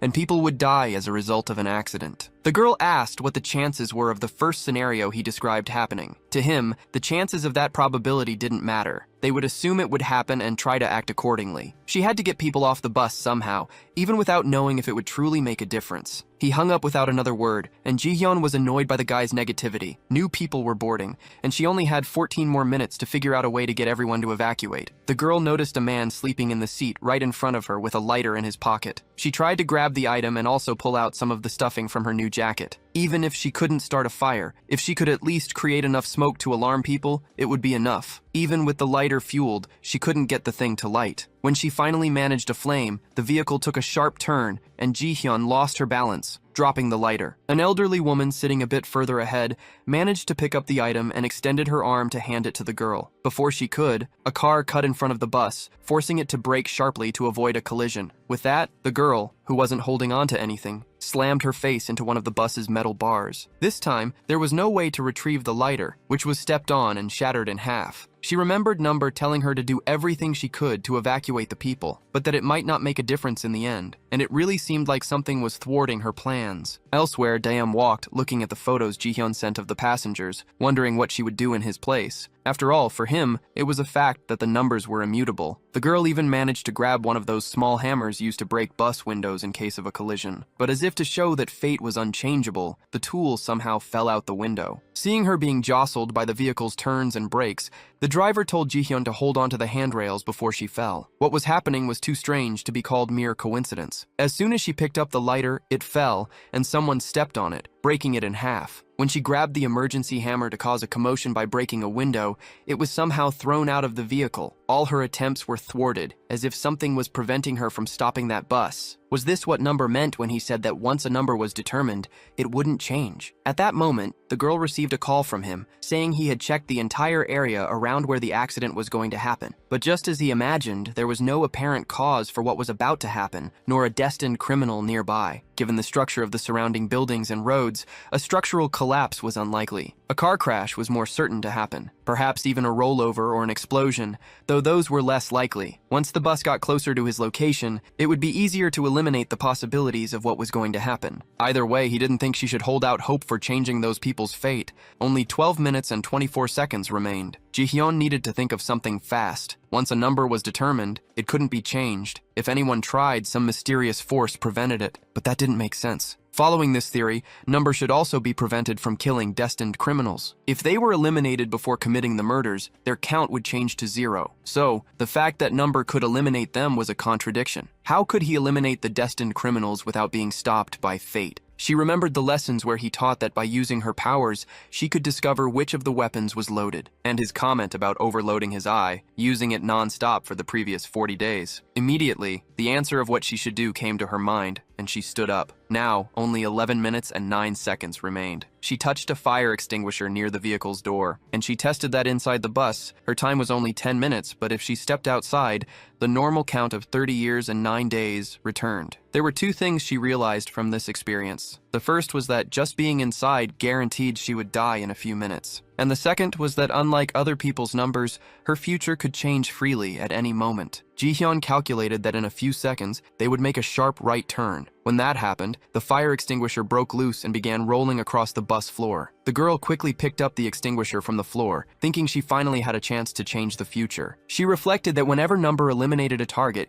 he used his own number to calculate the best way to act. Obviously, he was trying to escape the police. But what if he also had a completely different motive? What if he was looking at his own number to change a future that was otherwise already decided? Thinking this, she ran towards the driver, who asked what she was trying to do. Jihyun planned to cause an accident before the one that was actually going to happen occurred. Something small that wouldn't affect the remaining life of any of the passengers. She would find a way to increase her life expectancy without having to get off the bus. This way, she believed she would also increase the lifespan of the other people inside. Because of what she did, the driver lost control of the vehicle, which swerved towards a pole. Meanwhile, Daeum, on top of a building, monitored people's numbers, and just doing so made his eye ache. Jihyun called him, and he asked how things were. At that moment, his eyes found someone suspicious in the crowd below. Someone with a high number was approaching. Number ran to prevent the imminent tragedy while talking to the girl on the phone. She was desperate. Everything she had tried had failed. 4 minutes and 25 seconds ago, the bus had hit a pole. Soon after, a police car appeared, going to check if there had been an accident there. Just as she had predicted, no serious accident occurred, and no one was seriously injured. The police began to deal with the situation on site. The police interrogated the bus driver, who told them about a girl, probably in her 20s, with brown hair and wearing a green jacket. Fearing recognition, she moved away from the scene and quickly changed her clothes. She had left the bus even before the smoke cleared so that no one would notice. Ji-hyun was relieved. Her life expectancy had returned to normal, and she had managed to save those people's lives. The problem was that even though she tried not to draw attention, she was caught by the bus cameras, as well as by all the people passing on the street. Despite this, the girl tried to convince herself that everything would be all right somehow. She noticed that the people around her had to change their plans now that they had gotten off the bus. Even the driver would just leave some personal information with the officer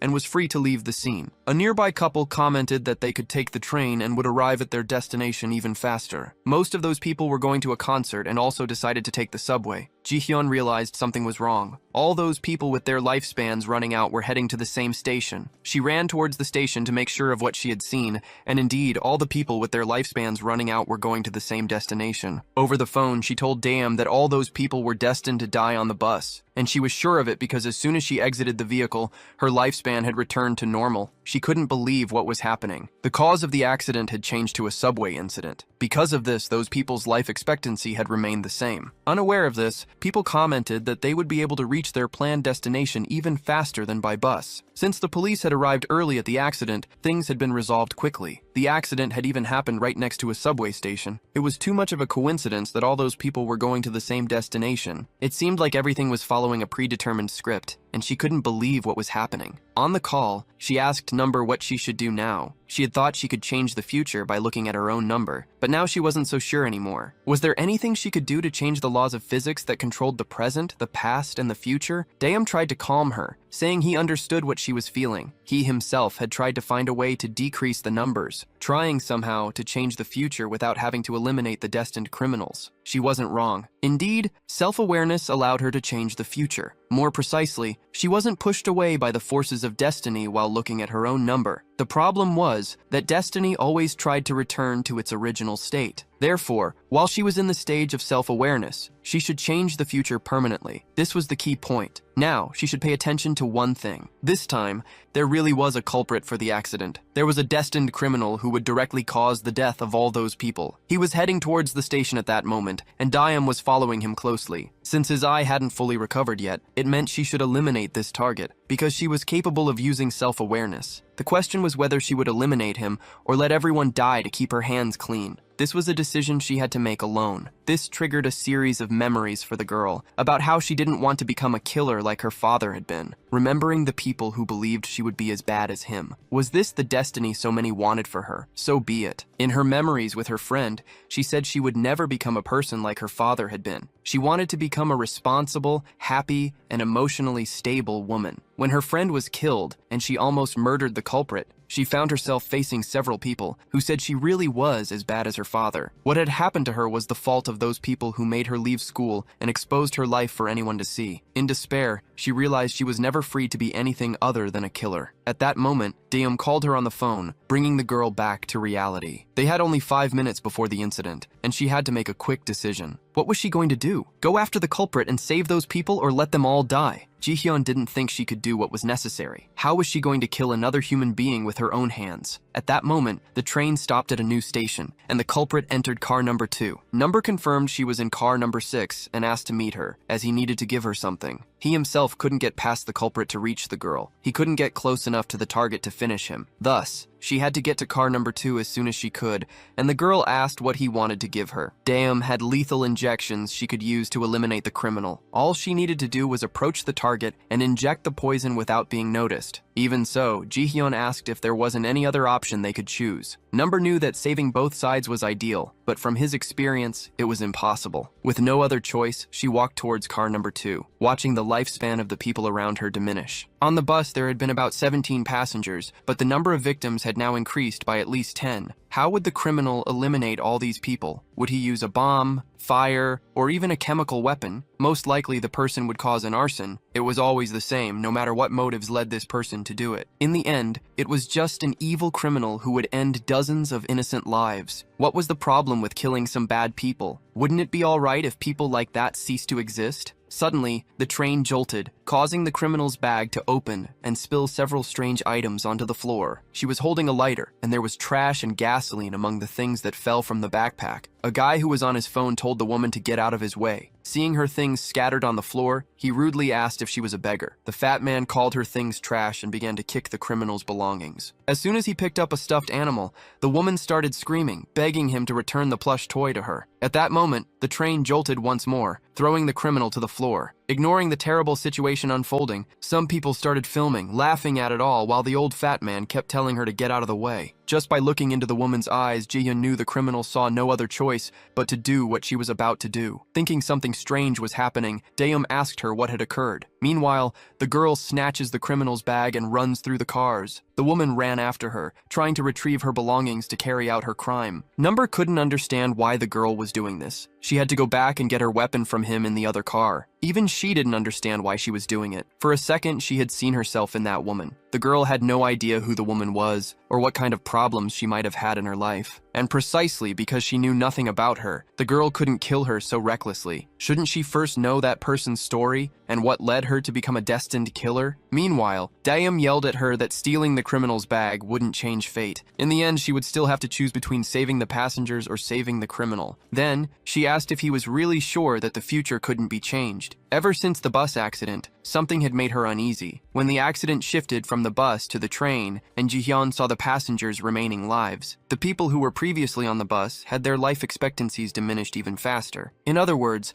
the future of 10 more people had changed for the worse as soon as they boarded that train. For a moment, Number fell silent, unsure how to answer the girl. For Ji-hyun, there were still many things they did not know about the logic of numbers, and there must be some loophole they could exploit. Therefore, she had made her decision and chosen the third option. She would save everyone. Daeum could not believe what he was hearing. It was as if she had not paid attention to anything he had said, and he had tried countless times to change the future, knowing it was impossible. But according to the girl, it was impossible because she was not there. And the only numbers he could see were how many people someone would kill. It was something she needed to try, something only she could do, as she was the only one who could see the number of victims. According to the number, self-awareness allowed her to change the future. The problem was that as soon as she stopped using her power, fate tried to revert to its original form. Last time, Daeum had managed to save a family of 3 by eliminating the target destined to kill them. Following this logic, she needed to destroy the very flow of destiny when using her powers. Ji-hyun reflects that so far, Number had only managed to alter the number of murders a person would commit by eliminating their target. No other option had worked for him, because he could only see the number of lives a person would directly take, not the actual number of victims. However, in Ji-hyun's case, she could see the number of victims and also their remaining lifespan. So, instead of killing the culprit to save the victims, she would try to save the victims by preventing the culprit from committing the crime. Following this line of thought, perhaps she had a chance to save both sides. To Daeum, all of it was madness. If it were truly possible, they would not be in this mess now. The girl would try to use her ability until the passenger's lifespan ran out. At that moment, they had only 2 minutes and 1 second of life left. She would try to use her power so they would not be influenced by the forces of destiny. Perhaps she could keep them all alive, even if their lifespan ended. By doing so, a new possibility could be created, allowing for a future entirely different from those people's original destiny. Worried about the girl, Daeum questioned if she could truly endure the pain of using this power for so long. Indeed, her eyes could be seen burning as she continued to use her powers without rest. Finally, she could no longer bear the pain and collapsed to the floor, closing her eyes for a moment. The train passengers went to Ji-hyun, asking if she was feeling unwell. At that moment, she felt a terrible pain. It was as if her eyes were being pierced by tiny shards of glass. At that moment, her partner reminded her that if she failed for even a moment, the forces of destiny would act against her again. Looking at the backpack that had also fallen to the floor, the girl noticed a liquid leaking from inside it. Without her noticing, the gasoline bottle inside the backpack had started to leak. People around her who had initially tried to help also realized they were all stained with the same liquid. Looking back, she noticed a trail of gasoline on the floor, stretching from the beginning of the car. The destined criminal finally found the girl, demanding her backpack back. She wanted her stuffed animal back and started asking why no one seemed to listen to what she said. Ignoring everyone around her, the woman lit a blowtorch in the middle of the train car. The passengers panicked, knowing that if it came into contact with the gasoline, it would cause a fire, and they rushed towards the other car. Desperate, Jaehyun knew she had to act fast and activate the power of her eyes again. Taking advantage of the confusion, Number, who was in the car ahead, fired a shot unnoticed. The shot ricocheted, striking the window just above the arsonist. To protect herself from the shattered glass, the woman dropped the blowtorch, which clattered to the floor. People continued to flee from the scene, while Number knew that even if he aimed directly, he would not be able to hit the criminal. He stared at the girl, thinking about her decision to save both sides. As impossible as it seemed to him, somehow he hoped a miracle would occur and everything would turn out all right. Thinking about all of it, they knew nothing about that woman's story. They felt no pity for her or for the situation she was in. Bringing gasoline and the lighter onto the train was a decision she made consciously. But what if that was the only path she could take? Perhaps it was the only way for someone who felt their entire future had been destroyed. Before the woman could retrieve her belongings, Jihyun grabbed the gasoline bottle and poured all the remaining liquid on herself. Neither Daeum nor the criminal expected her to make such a decision. They had only 42 seconds left. The girl felt that she, of all people, could not look away from that criminal's future. Using her ability, she realized the passengers were all panicking with nowhere to run,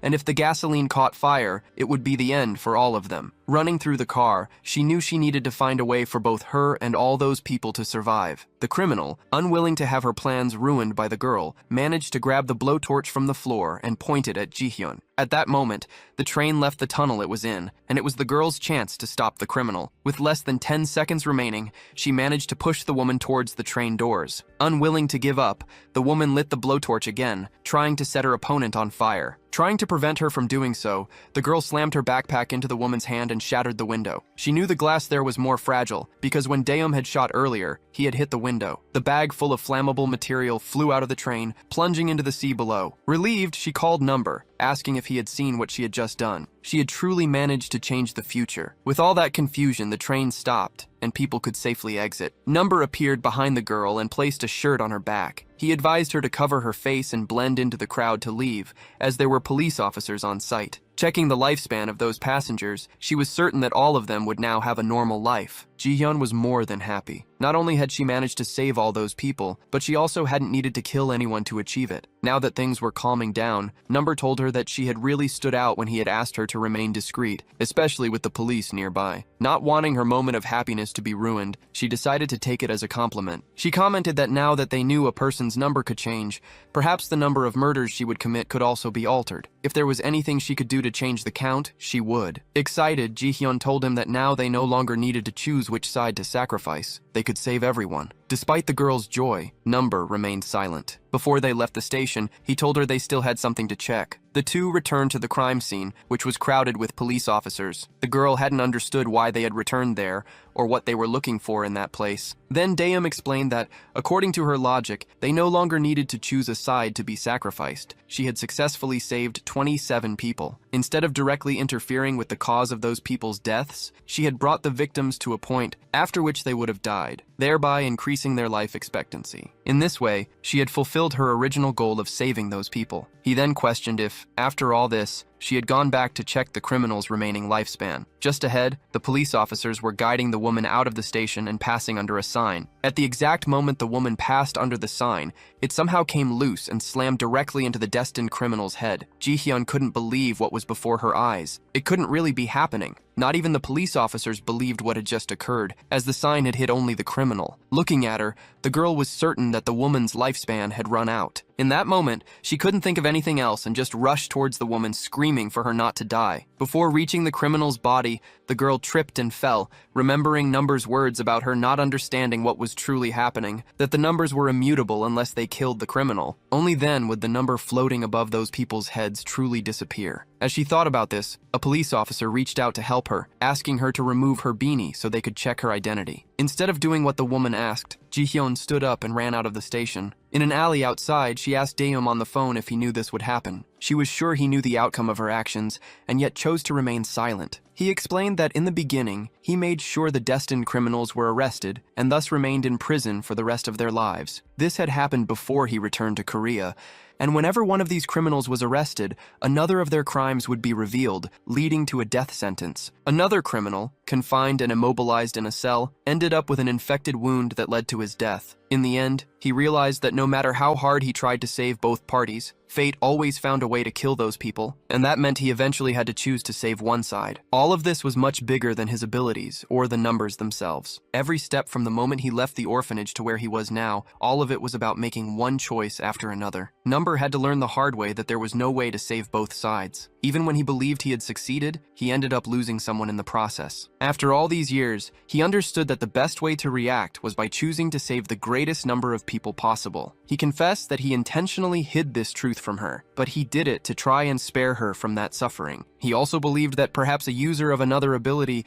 could truly change fate. Unfortunately, he saw once again that the numbers were immutable. Even after hearing all this, Ji-hyun refused to believe, asking if the destined criminals would truly kill someone no matter what happened. Crying, she insisted on asking if executing these criminals was truly the best way to deal with the situation. As she screamed into the phone, refusing to accept this reality, someone approached her from behind. Realizing the girl had stopped speaking abruptly and there was only static on the call, Number knew something must be wrong. Ji-hyun was about to have her throat slashed by Samuel. Noticing the girl was talking to someone on the phone, the officer asked who she was so upset with, wanting to know who she was speaking to. Samuel asked Ji-hyun to call the person she was speaking with moments ago. From the way the man spoke, the girl already figured he must know something about the serial killer. Samuel told Ji-hyun to call Daeum back, saying she had dropped her phone and, after calming down a bit, had called back. He ordered her to do exactly as he asked, saying he would count to 3 and then she should unmute the call. As soon as the call resumed, she called out to her colleague without saying his name, who immediately asked who was there. The officer realized that Number was clever and was using a voice changer. He asked if he was speaking with the famous serial killer, and Daeum, who knew the officer was aware of his identity, asked what the man truly wanted. With a relaxed smile, Samuel said he was interested in learning more about his activities as a vigilante, proposing that the two meet face-to-face to talk in private. The serial killer had no idea what the officer was planning, but based on what he had said, it didn't seem like he was interested in arresting him. If the two had been followed at the subway station, the officer would have gone directly after him. But since he went to Ji-hyun first, it meant they had been followed even before the subway incident. Samuel also said he needed to do something with the girl and couldn't care less what happened to her, taunting that unlike him, the serial killer actually cared about the girl's fate. He threatened Daeum, saying that if they didn't meet face-to-face in an abandoned building at 10 p.m., the girl's life could be in danger. Without a moment's hesitation, Daeum refused to meet Samuel. To him, the officer was as pathetic as the gangsters he had faced before, asking if the guy didn't have the guts to face them without taking a hostage. Confidently, Number declared that even if the officer had threatened the girl's life, he knew Ji-hyun wouldn't die easily. As soon as Number hangs up the phone, the officer reflects on the criminal's complete indifference. Were the two not as close as he had thought? Interrupting these thoughts, the girl starts coughing, as she was almost being choked. The man finally releases the girl, laughing at the situation and asking if she was okay. According to him, the girl didn't need to worry about dying, as he had no real intention of putting her life at risk. After all, he and his partner, who had just appeared, were police officers, and police officers didn't kill people, especially a teenager. This leaves Ji-hyun even more frightened. What did he mean?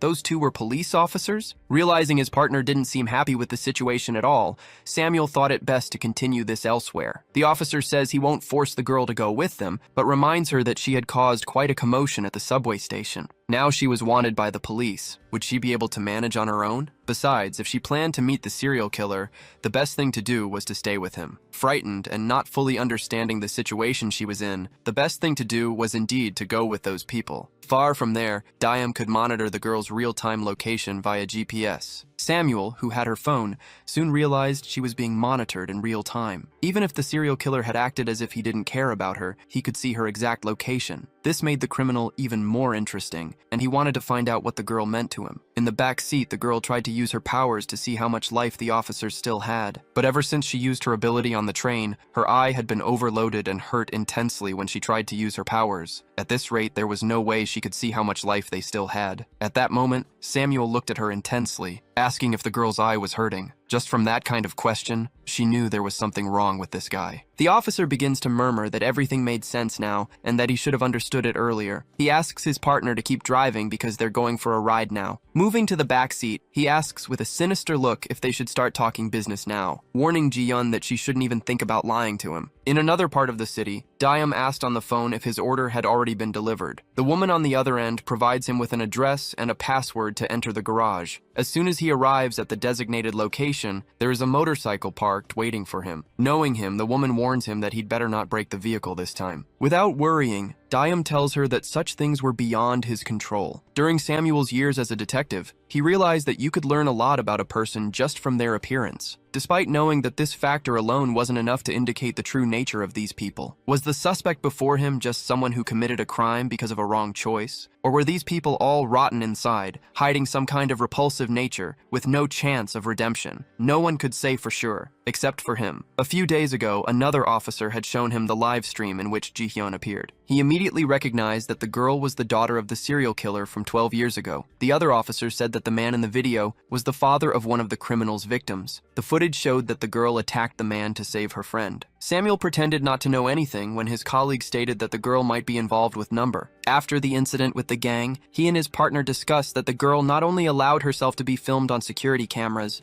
but also left footprints behind. By his reckoning, Ji-yeon was still of school age, yet she was walking around with an infamous serial killer. He was curious about the reason for this. Facing a suspect, the officer asks the man to look for her, giving him all the information he had about the girl. If the interrogated man did this, Samuel promises him that he would make all evidence against his crime disappear. Apparently, the criminal was already accustomed to the officer's methods and refused to do as he was asked. For Samuel, it was all just a game, and his ultimate goal was to get to the root of all evil. However, getting what he wanted required a lot of responsibility, and if he didn't act carefully, innocent people would end up dying. One day, while trying to be just kind to his colleagues, he and his partner heard over the patrol car radio that there had been a bus accident, and the suspect was a woman who looked very much like Ji-yeon. The information immediately piqued Samuel's and his partner's interest. He would do whatever it took to catch them. If he failed, he knew someone would end up dying. There was no one else who could do this. He had to foresee death, or someone he cared about would be eliminated. Back in the car, the officer asks the girl how she hurt her eyes for them to be hurting. Despite the question, the girl remains silent. Samuel tells her she could be honest with him after all. This was not an official investigation. To make it easier, he gives her 3 options. The first was that dirt had gotten into her eye. The second was that she had hurt her eye in the bus incident. And the third option was that she had overused her eye. Upon hearing the third option, Ji-yeon's body reacts impulsively, even though she says nothing. That alone gave him certainty that this was the option that applied to her, and he asks what she could have done to overuse her eye. Seeing that the girl would remain silent, he moves on to the next question. What was the reason she had created that chaos on the bus and subway? The first option is that she wanted to scare and kill innocent people. The second option is that she wanted to create confusion to stop the bus. While listening to the options, Ji-yeon tried to think of what to answer. She wasn't even sure if those people were really police officers. The girl didn't know the officer's objective, but what made her most uneasy was the feeling that things wouldn't end well if she answered his questions. Without answers, Samuel questions if she was really trying to terrorize those people, which was not surprising as he thought attempted murder was not enough for her. Samuel asks the girl not to be nervous because he knew she wasn't particularly evil. She simply believed she was never seen fairly, and in a moment of anger against the society that excluded her, she unleashed all her frustration on innocent people. Without looking at Ji-yeon,